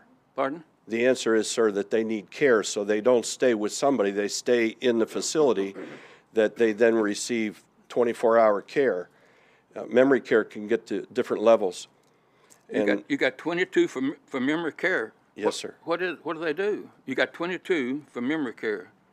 Typically what happens is that the first stage after independent living would be assisted living, and then the opportunity is to stay in the same community. Sometimes it's a husband and wife. One of them could be an independent living, the other one could require the memory care. And so it allows them to be able to stage from independent to assisted to memory care. Okay. And memory care requires a lot more care. You have to basically administer all of the health care. Okay, thank you, thank you. Yes, sir. Independent living facilities, that's 48 villas, 80 assisted living facilities, and also buildings, including a clubhouse, a pool, a chapel, a community building. Now, we're talking about assisted living and independent living facilities. Do we have those kind of facilities here in Hendersonville, Mayor, or anybody? So I think that's a very helpful question. Keith, can you give us some facilities, not to mention competitors by any means, but we do have some similar I facilities mean, here. that's built like this is proposed. Not like this, but we do have some facilities that are independent living, we do have some that are memory care. Yeah, we don't have any facility like this No. where you can stage through. We have had facilities in the past that have been approved but never constructed, large facilities that actually do a larger, this on a grander scale. But the closest thing like memory care would be Hickory, I think Hickory Hills, that's right here on Indian Lake, right near the church. That's a memory care facility, and they have intensive service, just as the gentleman shared that they do on that. My question to you and the mayor, we do not have any facilities like this proposal in Hendersonville, right or wrong? Not in the totality of interconnected. There are facilities that do each of these individually, but there's nothing, for example, there's nothing that a senior couple could move into independent living. One of them struggle and need to move to assisted living. The other one's still doing pretty good in independent living. Then the one that was in assisted living needs to go to memory care. We don't have any facility where a family that's aging can stay on the same site and be served by the same people. Keith, We don't have that. Keith, I hate to interrupt you, and I understand, but my question was, do we have facilities like this proposal? And I'm talking about a pool, a clubhouse, and a community building. Do we have that now? No. No, We don't have a thank you. facility No. like this at all. No, we don't. Yeah, We have some facilities that provide this similar service, same services, but not laid out like this. I understand. That's what I wanted to know. Okay? Let me move on. Yeah. And so one of the things is the age restrictions. So I think, and the developer can address it, but I think on this particular development, even the independent living would have limitations of, you have to be in your mid-60s to actually live there. The average age actually would probably be, from what the developer has shared, would be higher. You know, Keith, it would have saved me a lot of time and aggravation if that had been brought up in the public market at the beginning, if it had been explained to me. Nothing was ever said, so I'm asking these questions because I don't know, okay? Yes, sir. I I totally also understand. see that with the amount of acres that's involved, they could build 243 independent facilities, not 96, and potentially 113, not 80, assisted living, right? Yeah, that may be possible. That's not what they're asking for. I know Yeah, that. but they possibly, potentially, if you granted that, it would be, but this planned development, whatever these numbers are, this is what they're locked into. They could come back and build They without could. coming before Bowman and you. No, they'd have to come back, so whatever gets approved. The planning, not, they don't come back to. There'd be a substantial change that would have to, and this is a preliminary development plan, so once this gets approved, they still gotta come back through a final development plan that has all the final stuff, but it's got to be substantially the same as the preliminary development plan. Anything that's different, even after the final development plan gets approved, if it's substantially different, it's gotta go back through the whole process, which means BOMA has the final say on that. Okay. While I'm on the subject of building, on page 499, the proposed plan would eliminate all existing structures except for the Huckabee Theater, the barn, and portion of the brick wall surrounding Twitty's house. Now, but we just learned tonight on 694, that's going to include Conway Twitty's home. I mean, that was on another page and I missed it, and I'm sorry, but my colleagues brought it to my attention. No, you're fine, you're reading from the staff comments. Do you want to address that, Keith? Yeah, this is in the addendum, and I think, and the developer can speak to it. The addendum, from what I understand from the developer, is a response from input that they have gained through the community and gained at that general committee meeting that we had, was trying to look at, hey, how can we adjust this a little bit to address some of the things, and that's what this addendum is. That kind of reduces the overall numbers a little bit, but then also makes a commitment to save the Conway Twitty house and use it and integrate it within the development instead of demolishing. Is that correct? Okay. So where can we find that? I want to make sure that it's in our packet. It's the addendum. Thank you. What page was that? 692. It looks like this. Okay. Yeah. 692? Okay, thank Yeah. you. So it's in our packet. We don't need to make an amendment to. No. Okay, thank you. I'm sorry, Alderman Waters. Go ahead. That's okay, I forgive you. Yeah, we would need to make an amendment. Okay, let's come back to that in a minute. Yes. Okay, Alderman Waters, go ahead. Thank you. Let's go to page 693.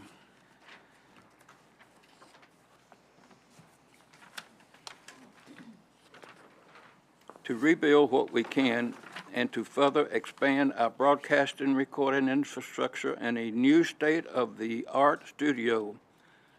The destruction and damage from the tornado is extensive at the campus.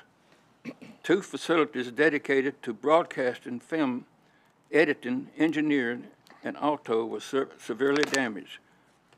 So how are you going to say, I just said, you accept Huckabee's Theater, but yet you're saying this. Now, are you going to, is that another building? Is that a different building, sir? You can come up, yeah. Thank you, sir. Yes, the 2 buildings that are basically beyond repair are smaller buildings. It's our Better Together studio and our 50 studio. Actually, it's one of the buildings that the 2 audio studios are in, the gentleman that here spoke. And they're just unsalvageable. The Huckabee Theater itself, it lifted the roof and put it back down. And so you'll see it's all plasticized right now, and we're just waiting for the insurance company to give us the final approval to put that whole new roof system on. So by the grace of God, that building basically, it survived. It took the least hit, other than the roof came right up and right back down, and had it allowed a lot of water in, we'd be in serious trouble. Okay, so that I'm clear, sir, it's not Huckabee's Theater that we're talking about, it's a different building. Yes, sir. Okay, thank you. Yes, sir. All right, hang on. I'm just getting started. And I'm serious, this really gets next to me.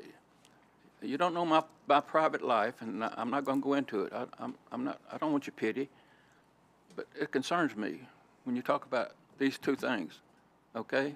And so forgive me if I get kind of offline, okay? No, sir.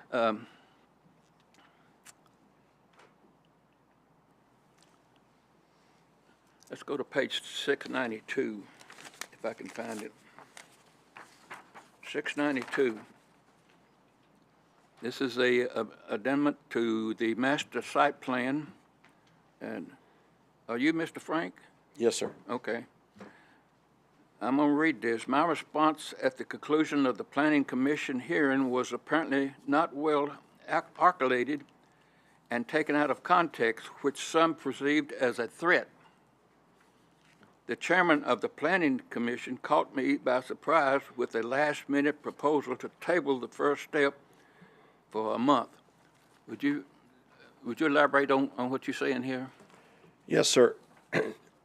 At the end of the Planning Commission hearing, I guess you call it, or meeting, the chairman at the very last comment said, would you agree to table this for a month while we consider some more of the traffic study, et cetera, et cetera?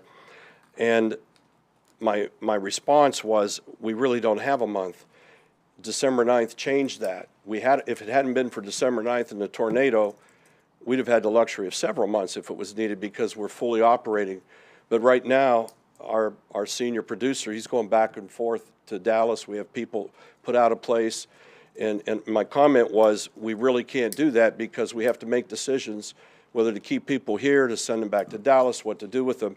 And I apologize for that, because afterwards, the way that hit, I think, in some media, and maybe I take the responsibility of not articulating it correctly, was a threat that we're going to pull our people out. Couldn't be from the farthest point. You've heard, we're here.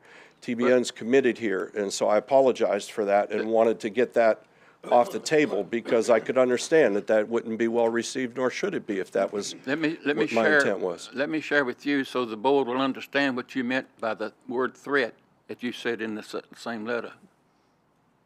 What do I call threat? That's what you said. Yes, sir. That it could have been perceived as a threat, that we would shut down our operations and move our people out of here. And that wasn't my intent.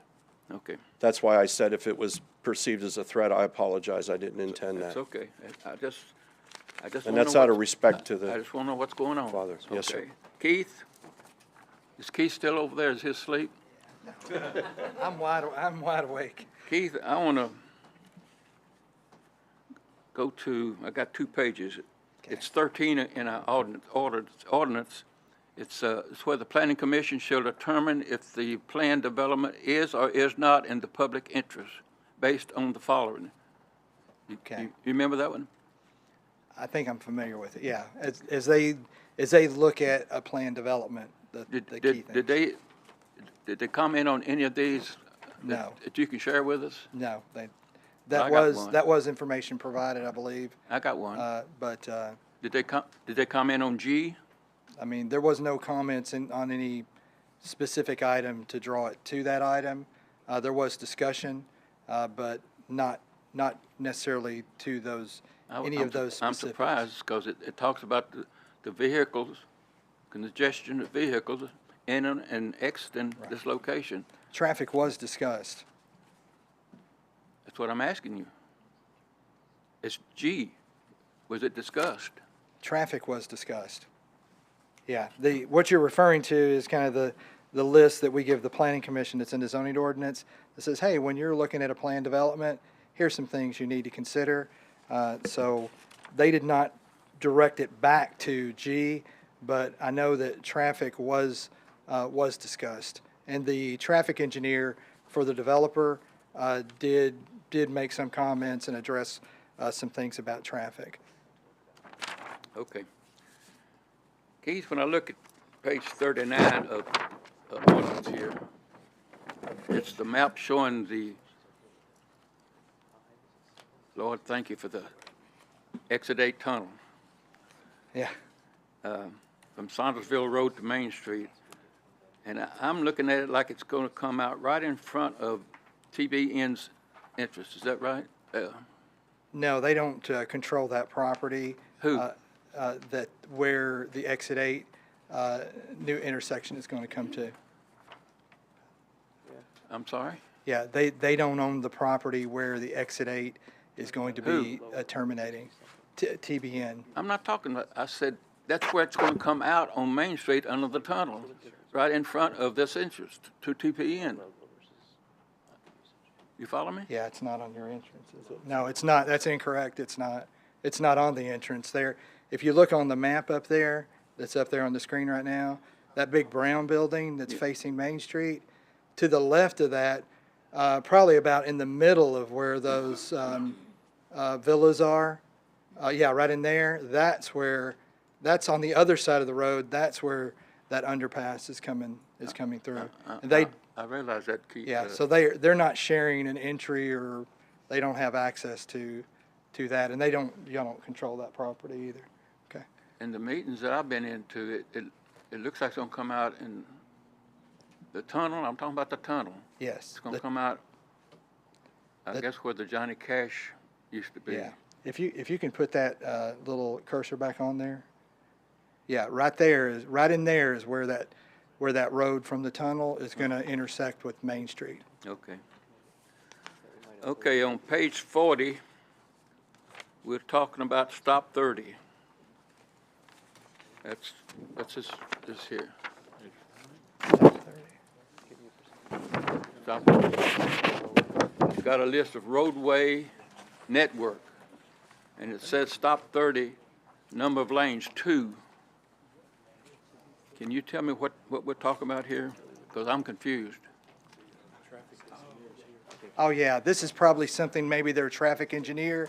I think that's out of the traffic study that has been done on this. It looks like it probably is. It just says vehicle network. Yeah, that's probably, it looks like an item from the traffic study. That's not from staff. That's something from the traffic study that the developer did. And I believe they have engineers here that could address any specific questions about that. I just want to be sure, are we talking about stop 30, 2 lanes from Main Street on through? I'm confused. Yeah, maybe if Mayor. Introduce I yourself don't- for us, please. Without objection, we're going to suspend the rules. Go ahead. Hi, I'm Kennedy Adams with Kimley Horn, and I did the traffic study for this development. Yes, that's just notification of what the existing network is. Now, we understand that Stop 30, there are going to be additional plans with that, and that there were no plans at the time when we discussed this with city staff to scope and understand the assumptions in the traffic study. So that's just noting what it is today. Okay. Thanks for clearing me up. Okay. Thank you, Keith, and thank you, sir, for helping me out here, because I was awful confused all week long. In fact, my wife kicked me out of the house one time.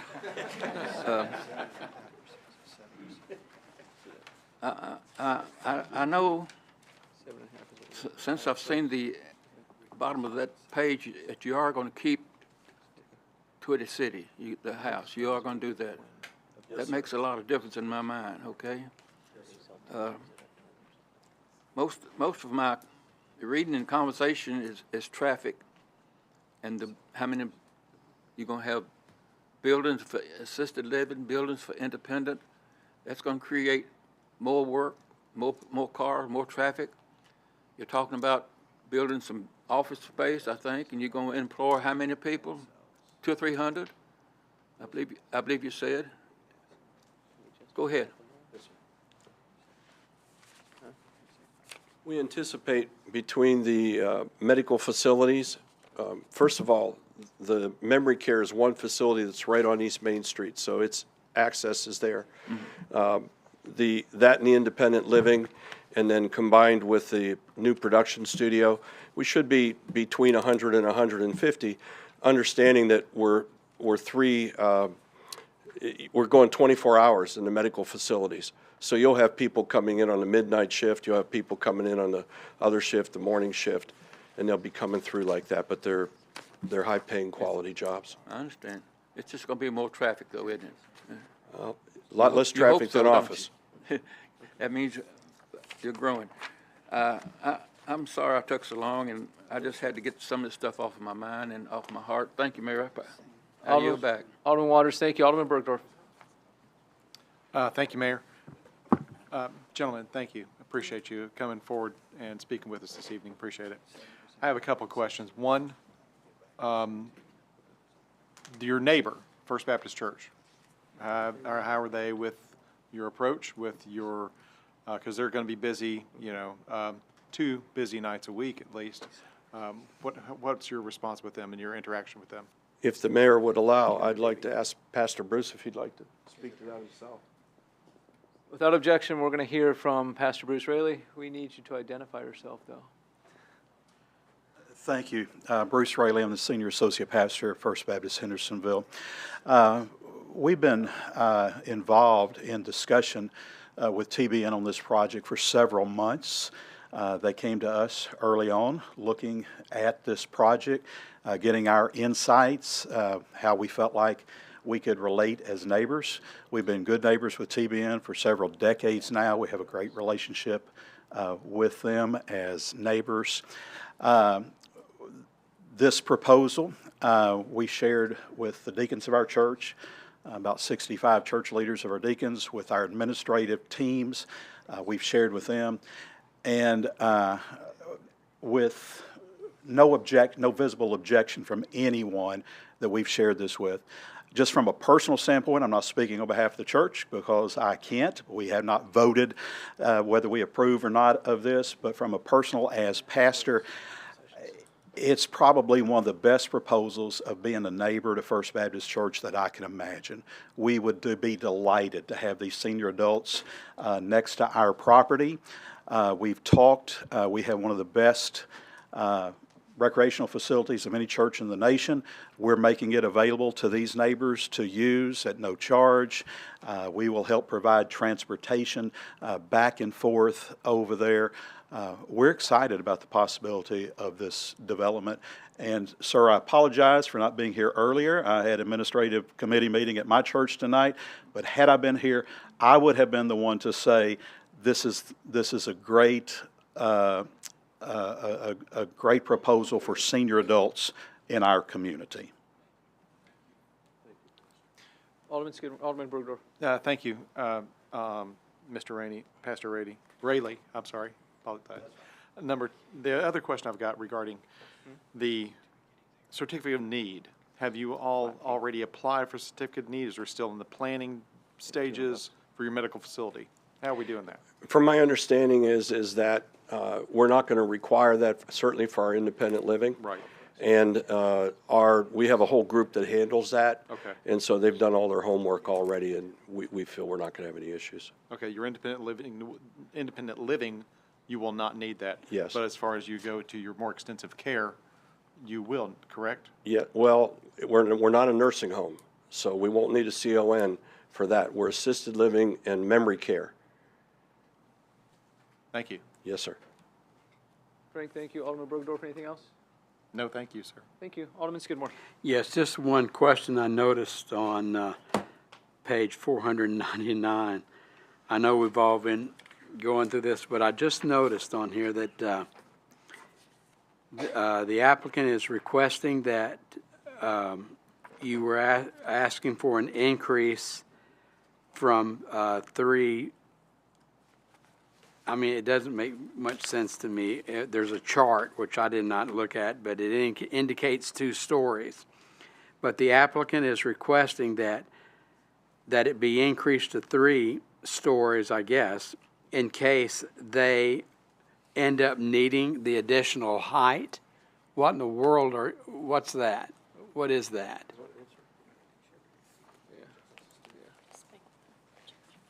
Greg Tidwell with Smith G Studio. Hold on one second. Without objection, we'll hear from this gentleman. Go ahead. Yes. Greg Tidwell, Smith G Studio. We're the architects and land planners for the project. The challenge there is we do have some grade for the assisted living memory care building. So the purpose of that is we know we're going to have a 2-story building for program. We may need to drop a lower daylight basement level to transition grade on one end of the building.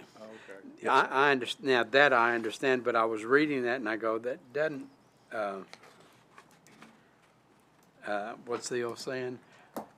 Earth to mark. There was no light bulb coming up on that, so I wanted to make sure that I was reading that. Now, why in the world was that? Okay, that's my only question on this on first reading, but I will look at your material, and I appreciate you coming out this evening and letting me know that. Thank you.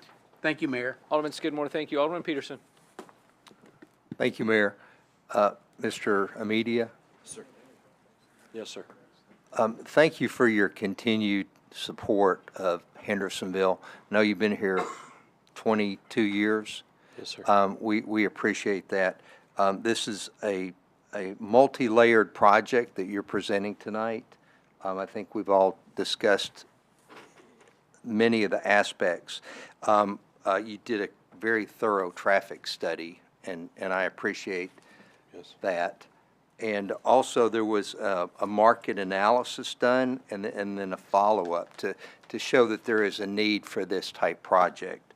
And did I read this correctly? You're talking about 300 total jobs? Yes, and the way that works is this. Of course, the economic director could teach me a little better on it, but we do this quite often. We're probably a direct hire of an extra 100 to 150 with the shifts moving. And I think on our ratios, we're probably being a little conservative, but what we've learned is that for every direct hire, there's another 2 or 3 that are correlated to that within the community that are service-wise.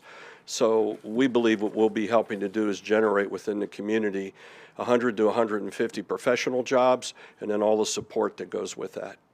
That's phenomenal. And I appreciate the goodwill that you have presented in keeping Conway's house. I've heard a lot from the residents, and that was their big concern, that, you know, that's just part of Hendersonville history. Yes, sir. And we appreciate you now incorporating that Conway's home into your overall plan. This is a major economic impact to Hendersonville, something we haven't seen, I think, probably since the Straits of Indian Lake was built. So I certainly welcome this. I am definitely in full support of this ordinance. I mean, I just have one more question. Do y'all have a name for this place yet? We're sort of leaning towards Millennium Moments. Well, you know, if you would consider maybe Twitty City Part 2 or 2.0. Yes. Yeah. Anyway, again, thank you very much. Thank you, and, sir. Mayor, thank you. I fully support this. Thank you, Alderman Peterson. Alderman Collins. I have some questions for Mr. Amedia. What will the rent be for the independent living?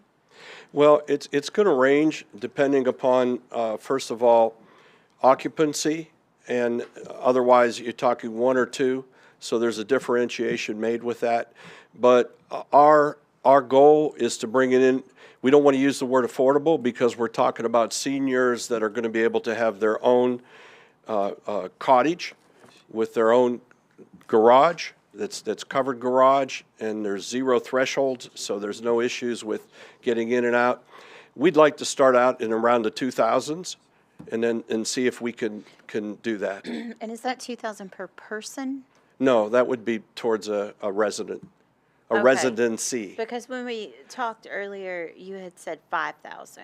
Well, again, the way this is presented is with a buffet of services, so that if somebody wants all of the services that are there, from laundry to house cleaning to all of the meals and everything else, and including a visiting nurse, and then they check the box.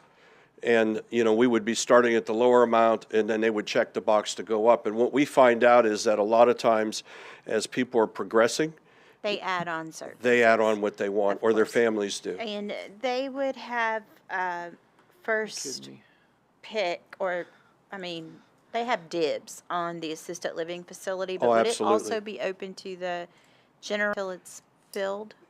Yes, what our study showed was that we'll be the only cottage facility for seniors all the way to the other side of Nashville. And so the assumption is we want to serve the community first, and it's going to draw.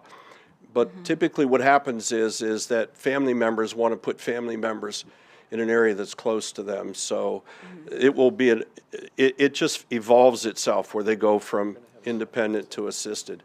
And someone asked that question in our neighborhood meeting. They were mentioning how many units are in another facility. Well, it's a 3-story apartment facility. It's nothing like us. And my comment was, our motivation isn't to have to stabilize and fill beds as a business in 6 months. We're here to serve. We're a ministry. We're a mission. So we'll take our time and do it the right way. Not saying other people do it the wrong way, but we're going to take our time and allow the good Lord to bring it. Can you list some specific things in the Conway Twitty home that are in need of restoration prior to the tornado? Really, just about everything. I mean, the mansion wasn't being used at all, and Russell, our senior producer, he took it upon himself to start doing some things in there. I'd like to say, if you allow me, not wanting to get too religious on you, I'd like to say he was led. It was almost like he sensed and knew something was going to happen. And so he was already spending money and doing stuff, and I even asked him, why are you doing that? And he didn't give me an answer.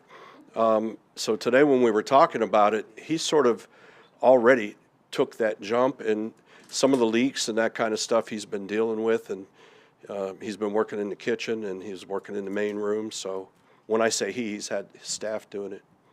And I'm going to ask you to repeat yourself because I missed part of what you said. I know you said you would use the home for offices. And what were the other two things you Well, said? Well, what we're doing is diverting, instead of having our management team, which would do intake and having people that want to come to see the community, that will be the focal. And the way that our architect redrafted that for us, you'll be able to come right off of Main Street and to it direct. And at the same time, he's preserving the existing drive that has the T on it, so you can come from Liberty, from our boulevard. And in that instance, we'll use it for visiting nurse.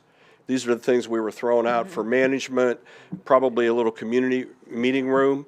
Obviously, until we get our chapel built, it'd be a prayer room. So it can be multifunctional in that sense. What we have to solve is the handicap stuff and how we're getting to the second floor. So he's already working on that. I just want to point out, which I think you're aware of, that the Twitty, what we call Twitty City, was a big part of our community's Christmas celebrations in the past. And if there were to be an opportunity for you to allow tours at Christmas or anything that you could do to invite the community onto the property at Christmas in particular, I think would have a lot of meaning for a lot of families, that was a part of our tradition in the past. Actually, we have the site manager here, Becky, and she's been part of that for a long time. We appreciate that. Alderman Collins, go ahead. I just want to put that in, that little bug in your ear. Yes. So talk to me about the phases. Which part of this is built first? I mean, you would need the independent living prior to the facility, the assisted living and memory care. So what's first? Our desperate need is the facility. We call it the office facility because that's what it is up on Main Street. But literally, that's where Russ will be able to put his editors, his producers, and all the people he needs that are right now scattered all over. So we need to do that desperately to get that building up, which would then also be the extension of the auditorium. So we would be coming in as fast as they could draft the plans and you all approve them for that permit.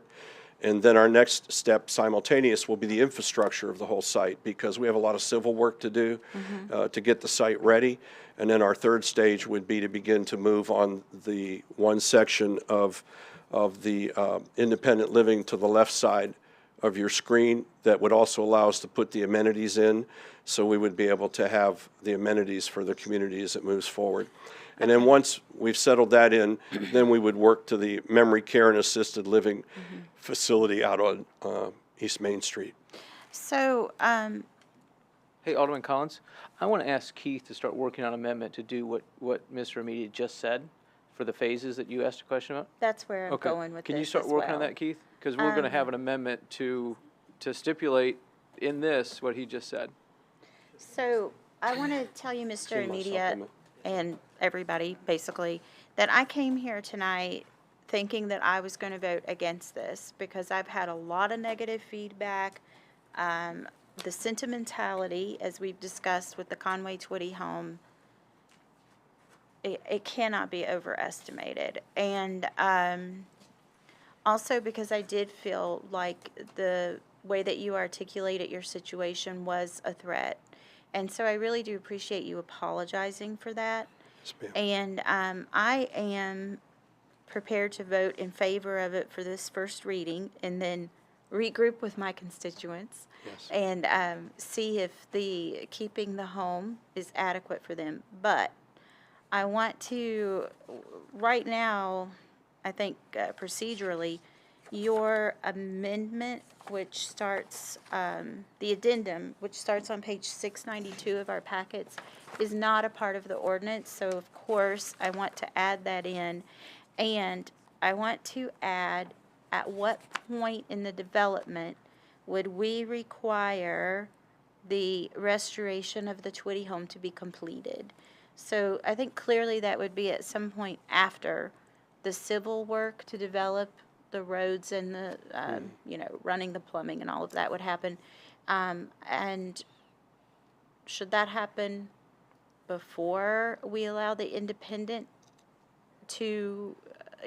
living to pull permits, or should we allow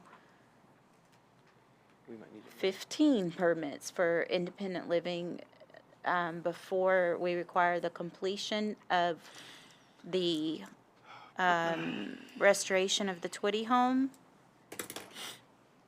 And how do we decide that that restoration has been completed? So Alderman Collins, can we take those one at a time? Of course. Thank you. Okay. So the addendum that's in here, we need to pass an amendment for that. Am I correct, Keith? Okay, let's not do the phasing quite yet.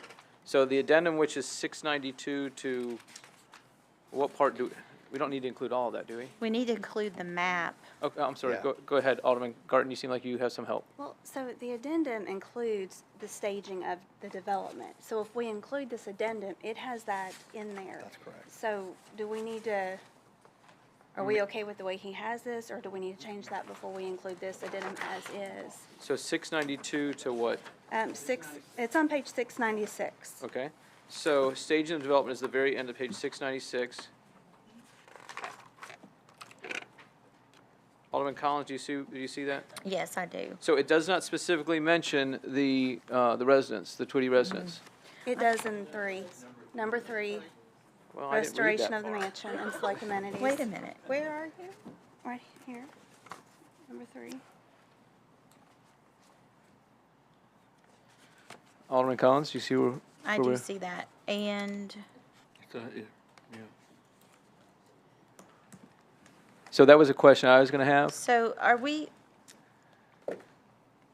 I'd like to make that worded a little bit more strongly, like, for example, the restoration has to be completed maybe as evaluated by our codes department Before what? before we would allow them to pull building permits for the cottages. For the west portion of the, I think,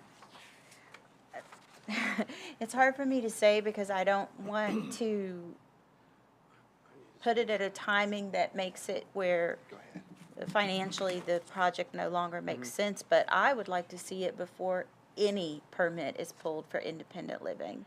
so the reason that I'm okay with the west portion is because very often when we have a subdivision that's built, the amenities are staged in. We don't wait to the very end, but we don't expect them at the very beginning either. So that's sort of where I am on that. But we can ask Keith his thoughts on that. Yeah, but I'm not talking about all the amenities. I'm talking about the restoration of the Twitty home because that is the thing that is so significant to the community. Most people aren't going to live here, so they don't care when the chapel's built, but they do care that that Twitty home is restored. And they don't, I'll just be honest, they don't trust us, let alone you. So Alderman Collins, are you asking that sort of we have maybe we put the mansion up with number 2, restoration of the mansion up with number 2. Would that work financially if the installation of the civil and site infrastructure and the restoration of the mansion were number 2 prior to the construction of the east portion of the independent cottages? Do you see where we are? Mayor, may I speak to that a Please. moment? It's more than a restoration. It's actually, it's a restoration, plus it's also adapting it because we have handicap issues. We have to figure out an elevator. The architect's going to have to do some designing on it. Once we know we're approved, he'll begin that work right away. Our hope, since we're making that our management and reception area for intake for people that want to come, we want that sooner than later. They need to come somewhere to begin to get their brochures, talk about what we have, meet our people. So we're quite comfortable committing that we want to move on that fast, but we just can't start restoring. You know, it's not just a matter of restoration, it's a matter of a reconfiguration of getting it to be handicap accessible, having an elevator that gets up to the second floor. It's a little bit more work, so I can't speak how fast he can do it or how fast you could approve it, but that's what we need to do, and that'll be our intake place. So it doesn't do any benefit to us to do it late in the project, because we won't have anywhere to receive people.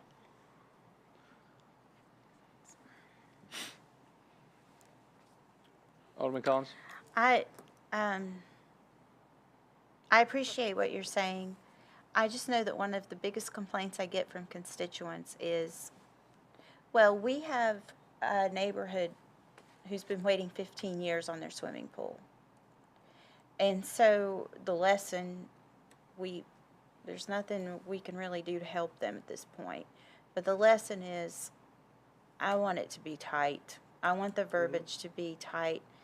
Director Free, do you have any recommendations, anything you think that might put my mind at ease, that this isn't going to turn into the neighborhood, you know what I'm talking about? Yeah, The neighborhood did not be named. right. That does have a pool now. That Yeah. they will be swimming in next summer, thank goodness. I would say, I would put it where it's at, and then on number 4, construction of the west portion of the cottages, I would tie that they can't pull permits for that until the mansion amenities and the improvements are completed, or 75% complete, or some percentage, because 100. yeah, it could be. I don't see where they're gonna build part of the cottages and then not build the other, but that would be a part of what could be done on that. Okay. And you could do that, and this is coming back in a month from now with a public hearing and a second reading. So there's still an opportunity to adjust that language. And anything that's approved this evening with this addendum, then we'll ask the developer's consultant to incorporate that into a new revised drawing, so everything's on there and all the language is, so that when you review it next time that it comes before BOMA, it'll have all of these things on it. Okay. Alderman Collins, do you want to make an amendment now, or do you want to? Yes. Okay. I would like to add at the end of 4, is that your suggestion, Director Free, that we say step 3 has to be completed before they can pull any permits for the west side? 100% completed? Yeah. Yeah, that would seem reasonable to me. That he's saying it's okay too, but Okay. So the it'd be amendment is to reasonable.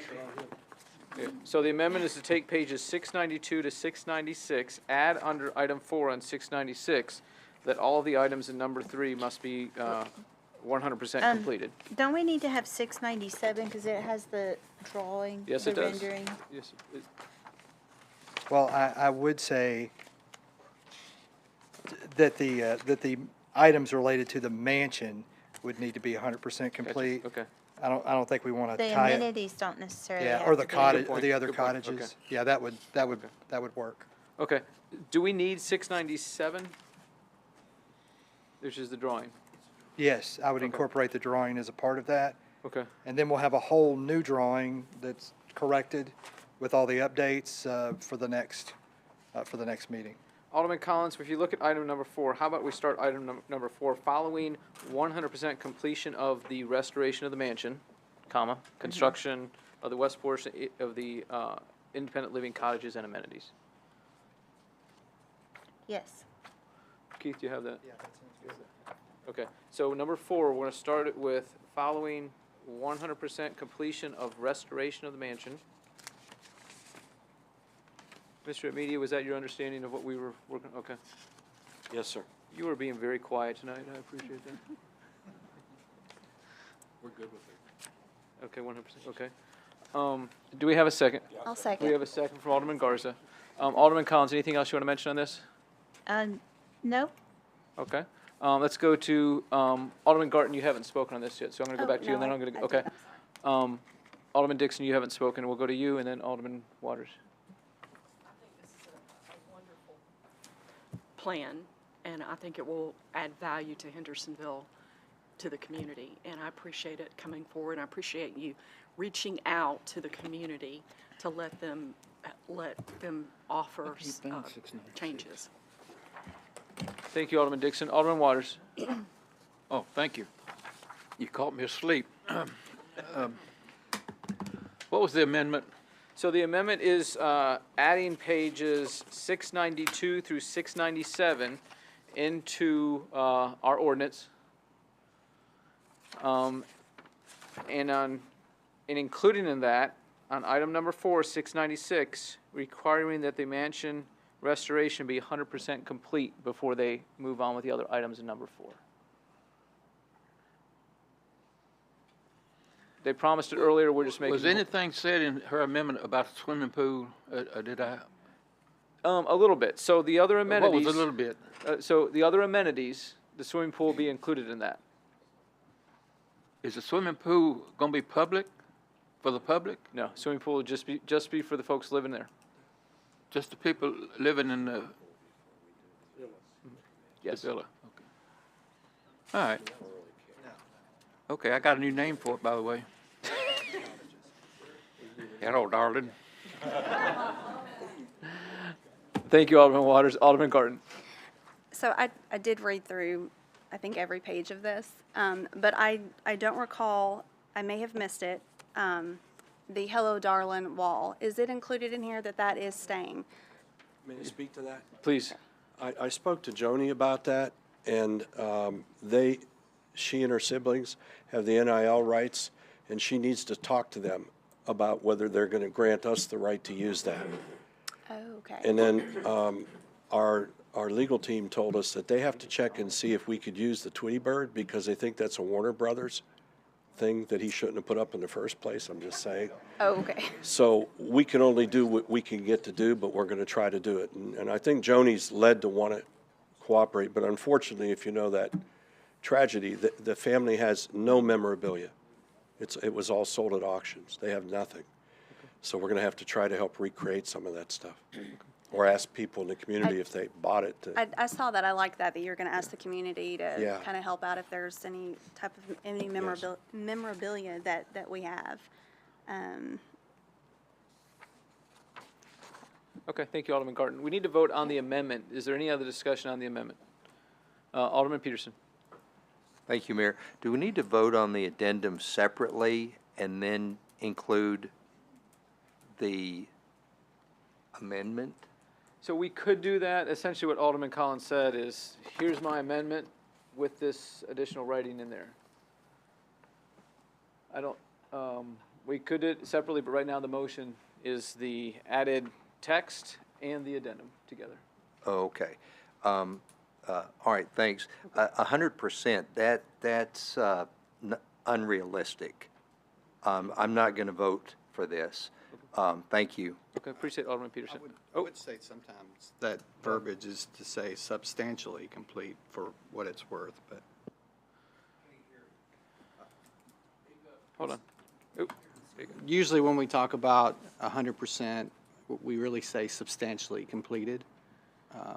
There may be like a punch list or something minor, but substantially completed legally is the way we refer to that, if you were so inclined to do that.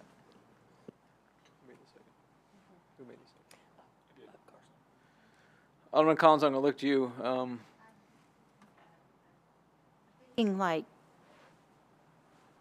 Like if they haven't installed all the doorknobs, that's okay. But I would like for it to be, so if that's what substantially means, is it? It does. Yes. Okay, that's fine. Alderman Garza, are you okay with that? You made the second. Yes, I am. Okay, thank you. So now the wording at the beginning, number 4, is following substantial completion of restoration of the mansion, comma, construction of the west portion of the the independent living cottages and amenities. Alderman Collins, is that your intention? Yes. Boy, that was convincing. Well, right. I really am concerned about wiggle room, but substantially means like just the kinds of things that I could personally do, right? Like I could paint the baseboards or install a doorknob but not like the drywall's missing. It's just subjective. That's my concern.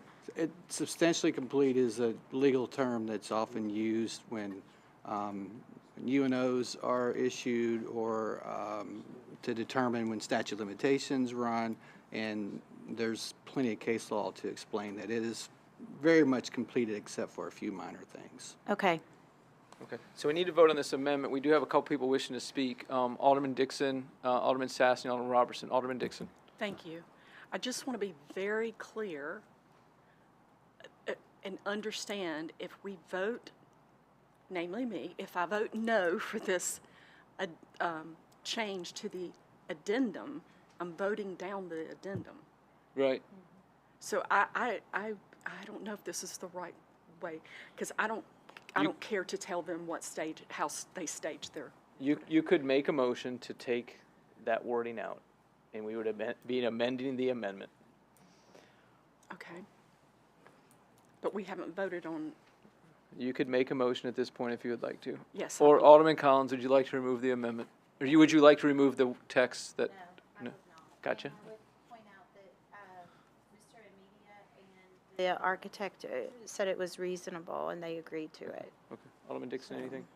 No, I still stand with my amendment to the amendment. Okay, so we have an amendment to the amendment, and that is a motion by Alderman Dixon to remove the. Accept the addendum as is. Accept the addendum as is, removing the subordinate clause from the beginning of that sentence. Do we have a second? We have a second from Alderman Robertson. Alderman, Sassy, we're going to go to Alderman Robertson since we now have a different motion. Okay. I've seconded. I think that's enough said. Okay, appreciate that. Alderman Sassy, it needs to be on this specific wording. Oh, there you go. Thank you. Yeah, so my suggestion for this amendment of the amendment of the amendment was to I feel like we need to have a set period.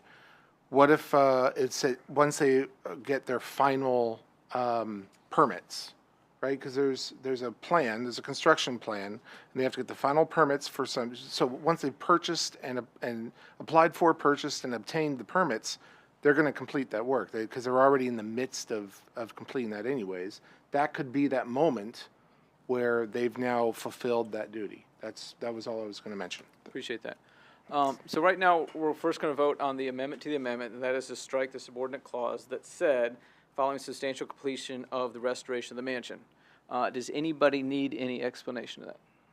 Okay, Jason, you ready for us? This is to strike that wording. I'm sorry, Alderman. Maybe I do. Okay, so Alderman Garza, so we're taking the pages 692 to 697, and the motion that you seconded added some language in there to item number 4. Okay, what the amendment is right now is to remove those couple words from item number 4. Okay. All those in favor press the green button. Those opposed press the red ones.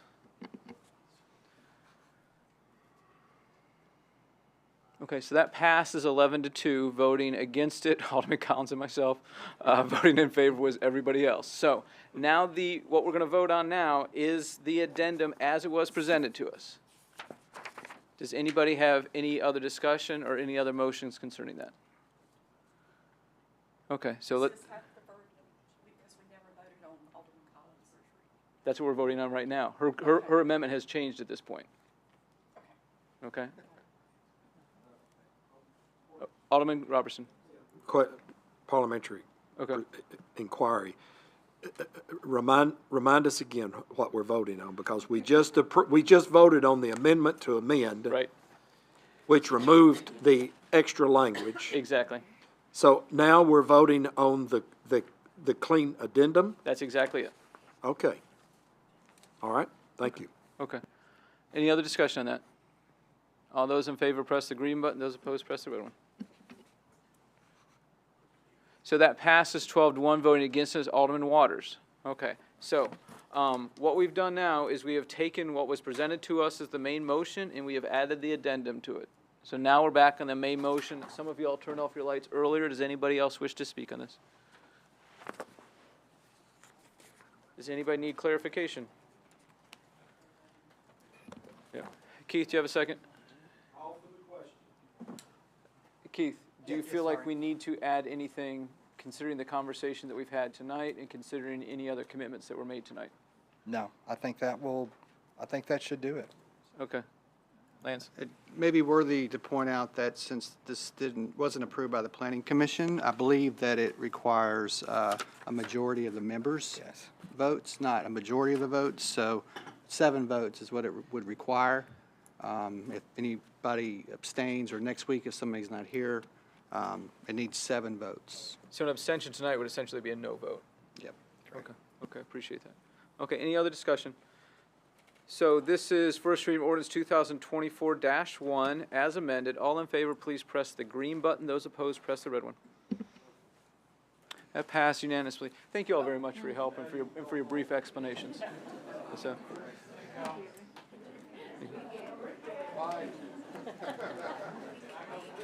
Frank, thank you Frank. Okay.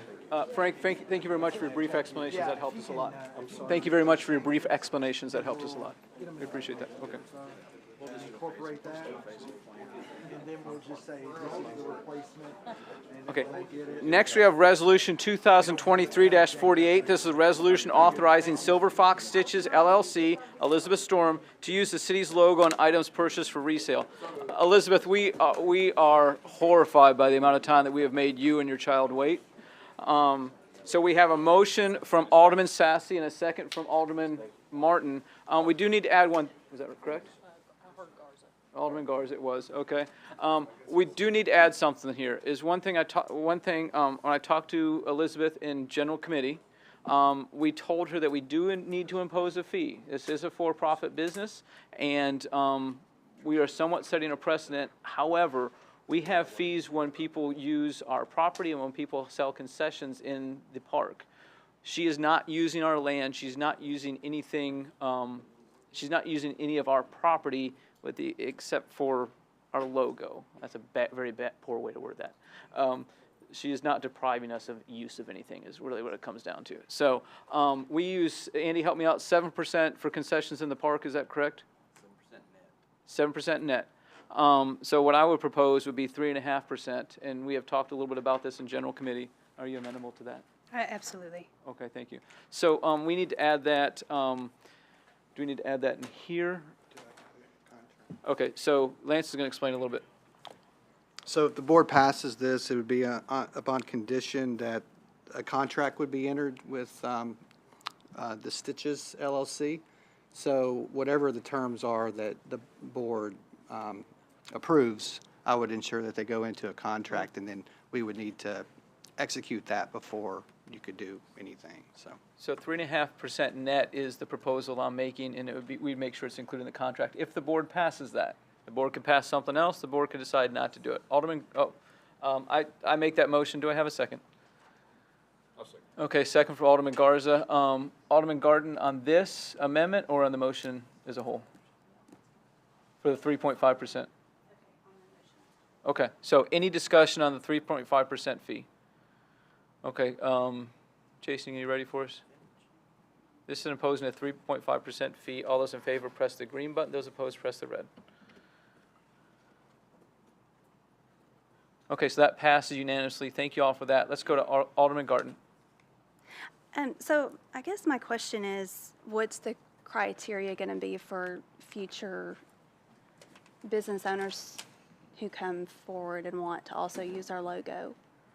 Or is there going to be an application that we pass for all of them, and it will be the 3.5% now for everyone across the board, whether it's an at-home business or storefront? All those are How good does questions. When we get it, when Lance is going to write up an agreement with her, and I think that will probably be the precedent from there. If you have some input that you want to give us for that, is now the time to do that?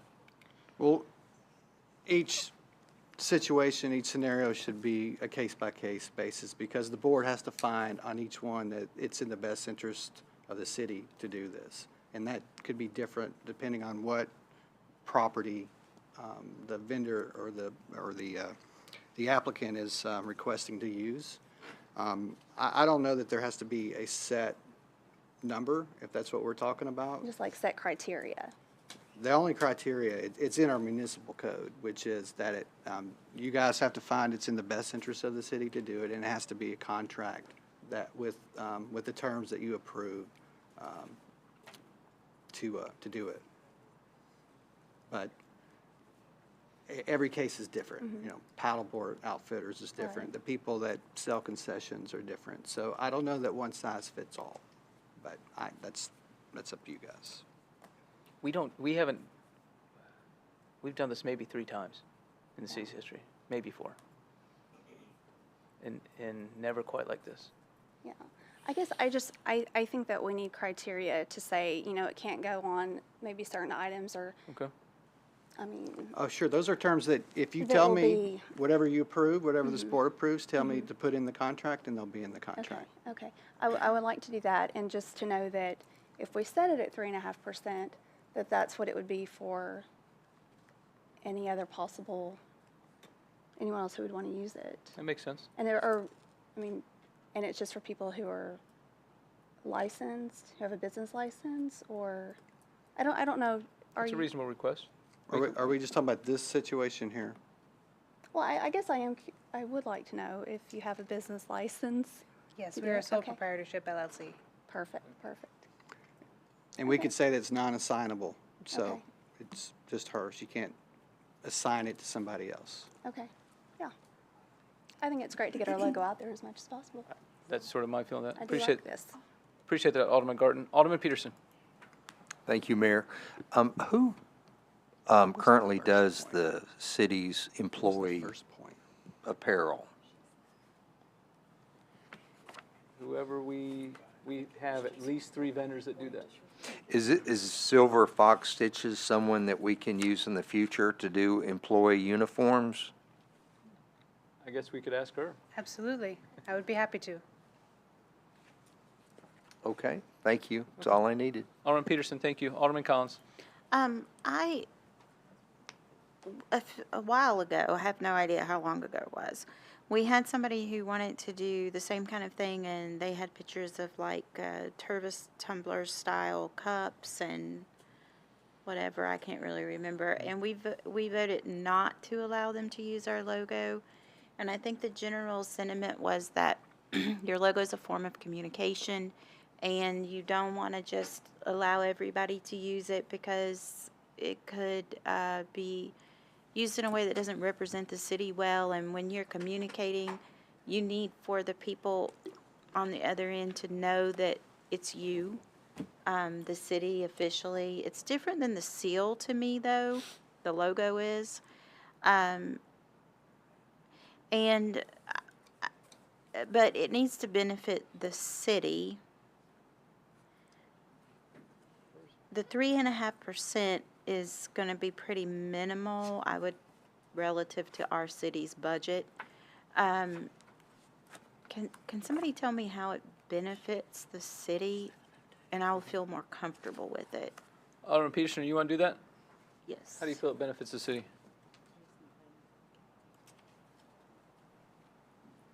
Well, they get to sell merchandise with the Hendersonville logo, and they will have it readily available, I'm sure, online, or do you have a brick and mortar? We do online. We also do vendor fairs like the handmade market that's Oh, run here. excellent. So there's a crafts fair that we can buy logo merchandise. Sign me up. I Yeah. want something to wear. And Thank you. While I'm expressing concern hypocritically, I would like one in pink. So there's that. But, okay, I would like to ask Jesse if staff could come up with a policy for us. I don't know what that would look, I have no idea, but so that the next time somebody comes with the Tervis tumbler picture, we're consistent with saying yes or saying no. We need a policy, and we might even need to trademark the logo. I don't know. Yeah, go ahead, Jesse. Thank you. But I'd be happy to work with Lance, and we can develop a policy and bring it forward to the board. Thank you. Okay. It's a little bit different than this one, Alderman Collins, than the previous one. This one just says Hendersonville, doesn't say city of. So, and that was, and I was in favor of the previous one. It's a little bit of difference for what it's worth. Okay. Oh, that's all. If I may, really quick, some of the terms, been thinking about putting in there besides the percentage, non-assignable. City has discretion to approve or disapprove any items, and city can terminate at any time. And we probably should put a term on it also. Nope, go ahead, Alderman Collins. Who would approve or disapprove, like, Well- Jesse, or, Y'all are giving me the authority to sign that agreement. but, I'm sorry, Mr. Ray, I understood it to mean we would approve or disapprove the individual products, like, It's meant more for if there was something that the city didn't agree with or offensive or something, the city could pull it have the after authority the fact. to. Okay, thank you. Appreciate that. Any other discussion? But we do need a term if Um, the board wants to, somebody. How long y'all want to make this for? When does she need to come back? Is it 5 years? Is it 10 years? Is it a couple months? 2 years. I see 2 and 3. I need a motion. Alderman Sassy, I propose a 2-year term. 2-year term. Second. We have a second from Alderman Martin. Any discussion? All those in favor of 2-year term, please say aye. Aye. Those opposed, please say no. That passes unanimously. We're back on the main motion. Anything else? I think we're good. Any other discussion? All those in favor of Resolution 2023-48 as it has been amended, please say aye. Aye. Those opposed, please say no. That passed unanimously. Thank you. Sorry for making you wait so long. Okay, thank you so much. Have a good night. Look forward to hearing back from you. No worries, thank you. Next, we're on Resolution 2024-02. This is a resolution to name the city dog park at Memorial Park Sampson's Dog Park. We have a motion from Alderman Robertson, a second from Alderman Peterson. Alderman Goodwin, go ahead. Can I please be added as a sponsor? Without objection, we are going to add Alderman Goodwin as a sponsor. As you know, I'm the big animal over here. Alderman Waters. Hello. What was the name before this? It says renaming. Dog Park. Huh? Dog Park. Golf? Dog Park. Well, who came up with Sampson? So without objection, we're going to suspend the rules and hear from somebody representing Sampson. Who came up with Sampson? Delilah. Delilah. Tell us who you are, please. Donna Frost, 1625 Saundersville Road, Hendersonville, Tennessee. Advocate for the Humane Society of Sumner County. And Sampson was our mascot for 13 years almost at the Humane Society. And when Sampson passed last year, it was my idea to rename the park for him. He's very well known, very well loved. I host a Facebook Live show every week from the shelter, and I have people watch all over the country that knew Sampson. He had fans everywhere, and we've had people donate to the shelter and adopt pets, and Sampson had a lot to do with it. So I thought, especially in light of this being the Humane Society of Sumner County's 50th anniversary this year, that it would be really a nice thing to do to rename our dog park for Sampson. Thank you, and thank you for considering it. Thank you. Alderman Waters. Let me look at that picture. Bring it up here. Alderman Waters, anything else? Alderman Peterson.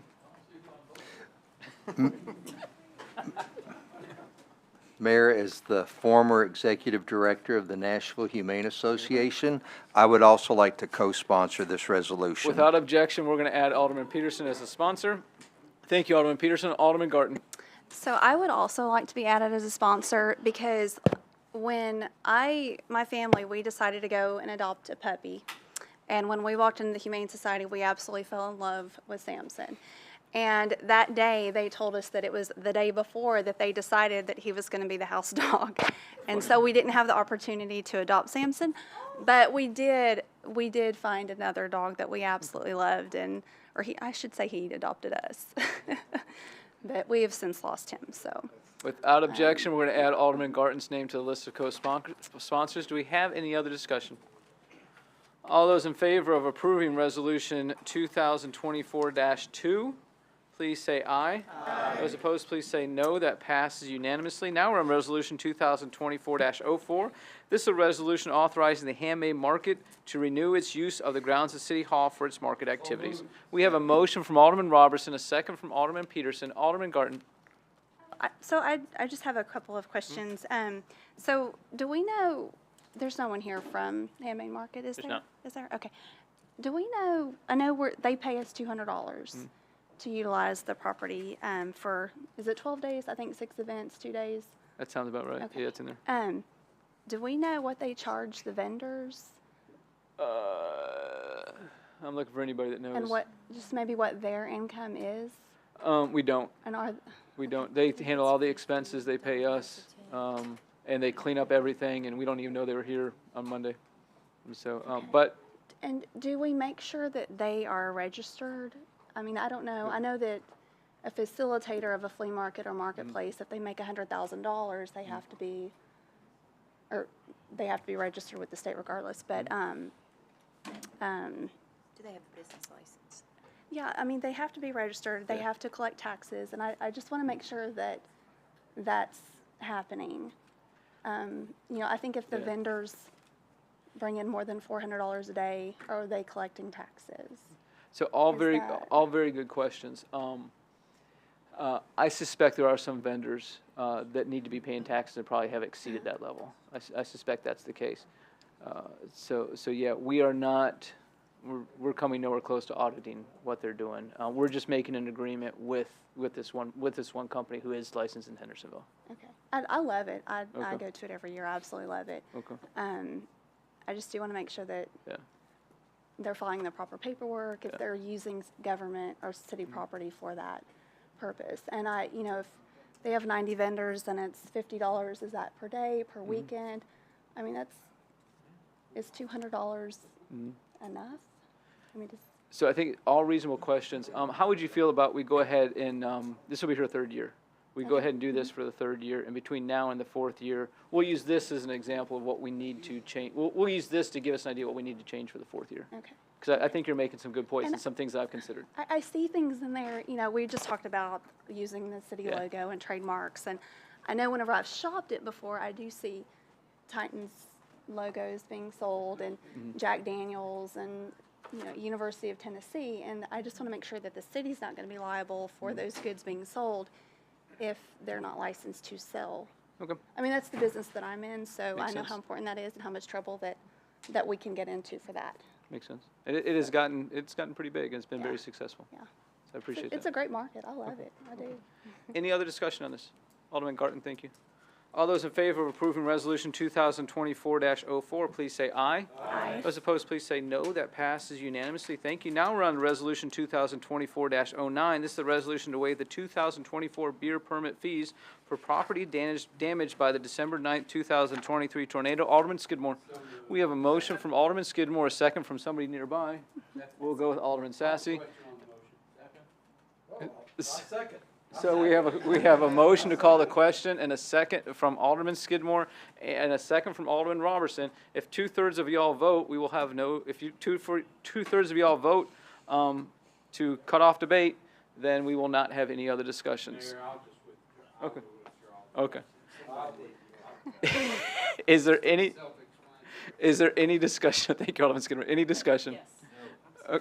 Okay, Alderman Garton, were you lit from before, or did you That want to was speak? from before. Okay, Alderman Dixon, go ahead. Thank you. Sorry, just briefly. I would like to be added to this as the liaison for the beer board. Without objection, we're going to add Alderman Dixon's name as a sponsor. Any other discussion? No, that's it. Thank you. All those in favor of approving Resolution 2024-09, please say aye. Aye. Those opposed, please say no. That passes unanimously. Thank you. Now we're on to other agenda items, which is reports. We have brief committee reports. First is from Chairman Dixon from the Finance Committee. Thank you, Mayor. The Finance Committee met this evening. All of our committee members were present. We had 3 resolutions on our agenda. The first one was Resolution 2023-53, a resolution to the General Assembly requesting constitutional authority to adopt a new property tax freeze from increased real property taxes for residential owners. We had a good debate on this. It passed with a positive recommendation to BOMA, 2-1. Our next resolution was a resolution pledging to freeze property taxes for a period of 4 years. Voter approval of the referendum to increase local sales tax on 1/2 penny. This did pass unanimously to go to Beaumont for consideration. Then we had the beer permit resolution that we just discussed. We waived the 2-week rule for it to come here tonight. Under other agenda items, Kraft CPA was here and went through the report with the Finance Committee.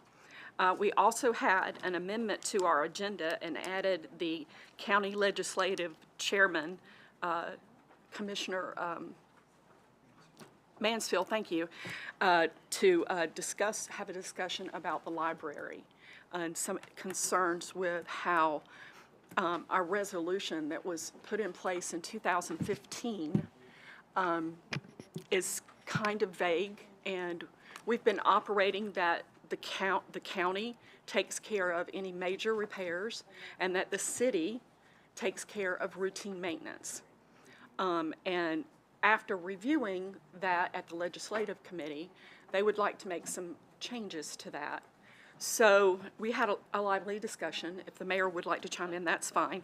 But where we left it is that in the future, coming soon, they're going to write up their wishes, be more detailed, because we really need to know who's responsible for roof repair or a new roof or HVAC, and we really need to be specific because we don't have anything from 2015. So we will be in negotiations with that shortly. Anything else you'd like to add to that, Mayor? No. And so that concludes my report out. Thank you, Chairman Dixon. Next, we have the Public Works Committee. Chairman Skidmore.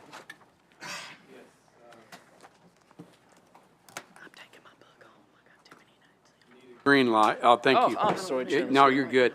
I'll keep this short and simple. We had one agenda item, and that was a resolution accepting the completed streets in Durham Farms, Phase 1, Section 16, Phase 3, Section 28A, Phase 3, and Section 29.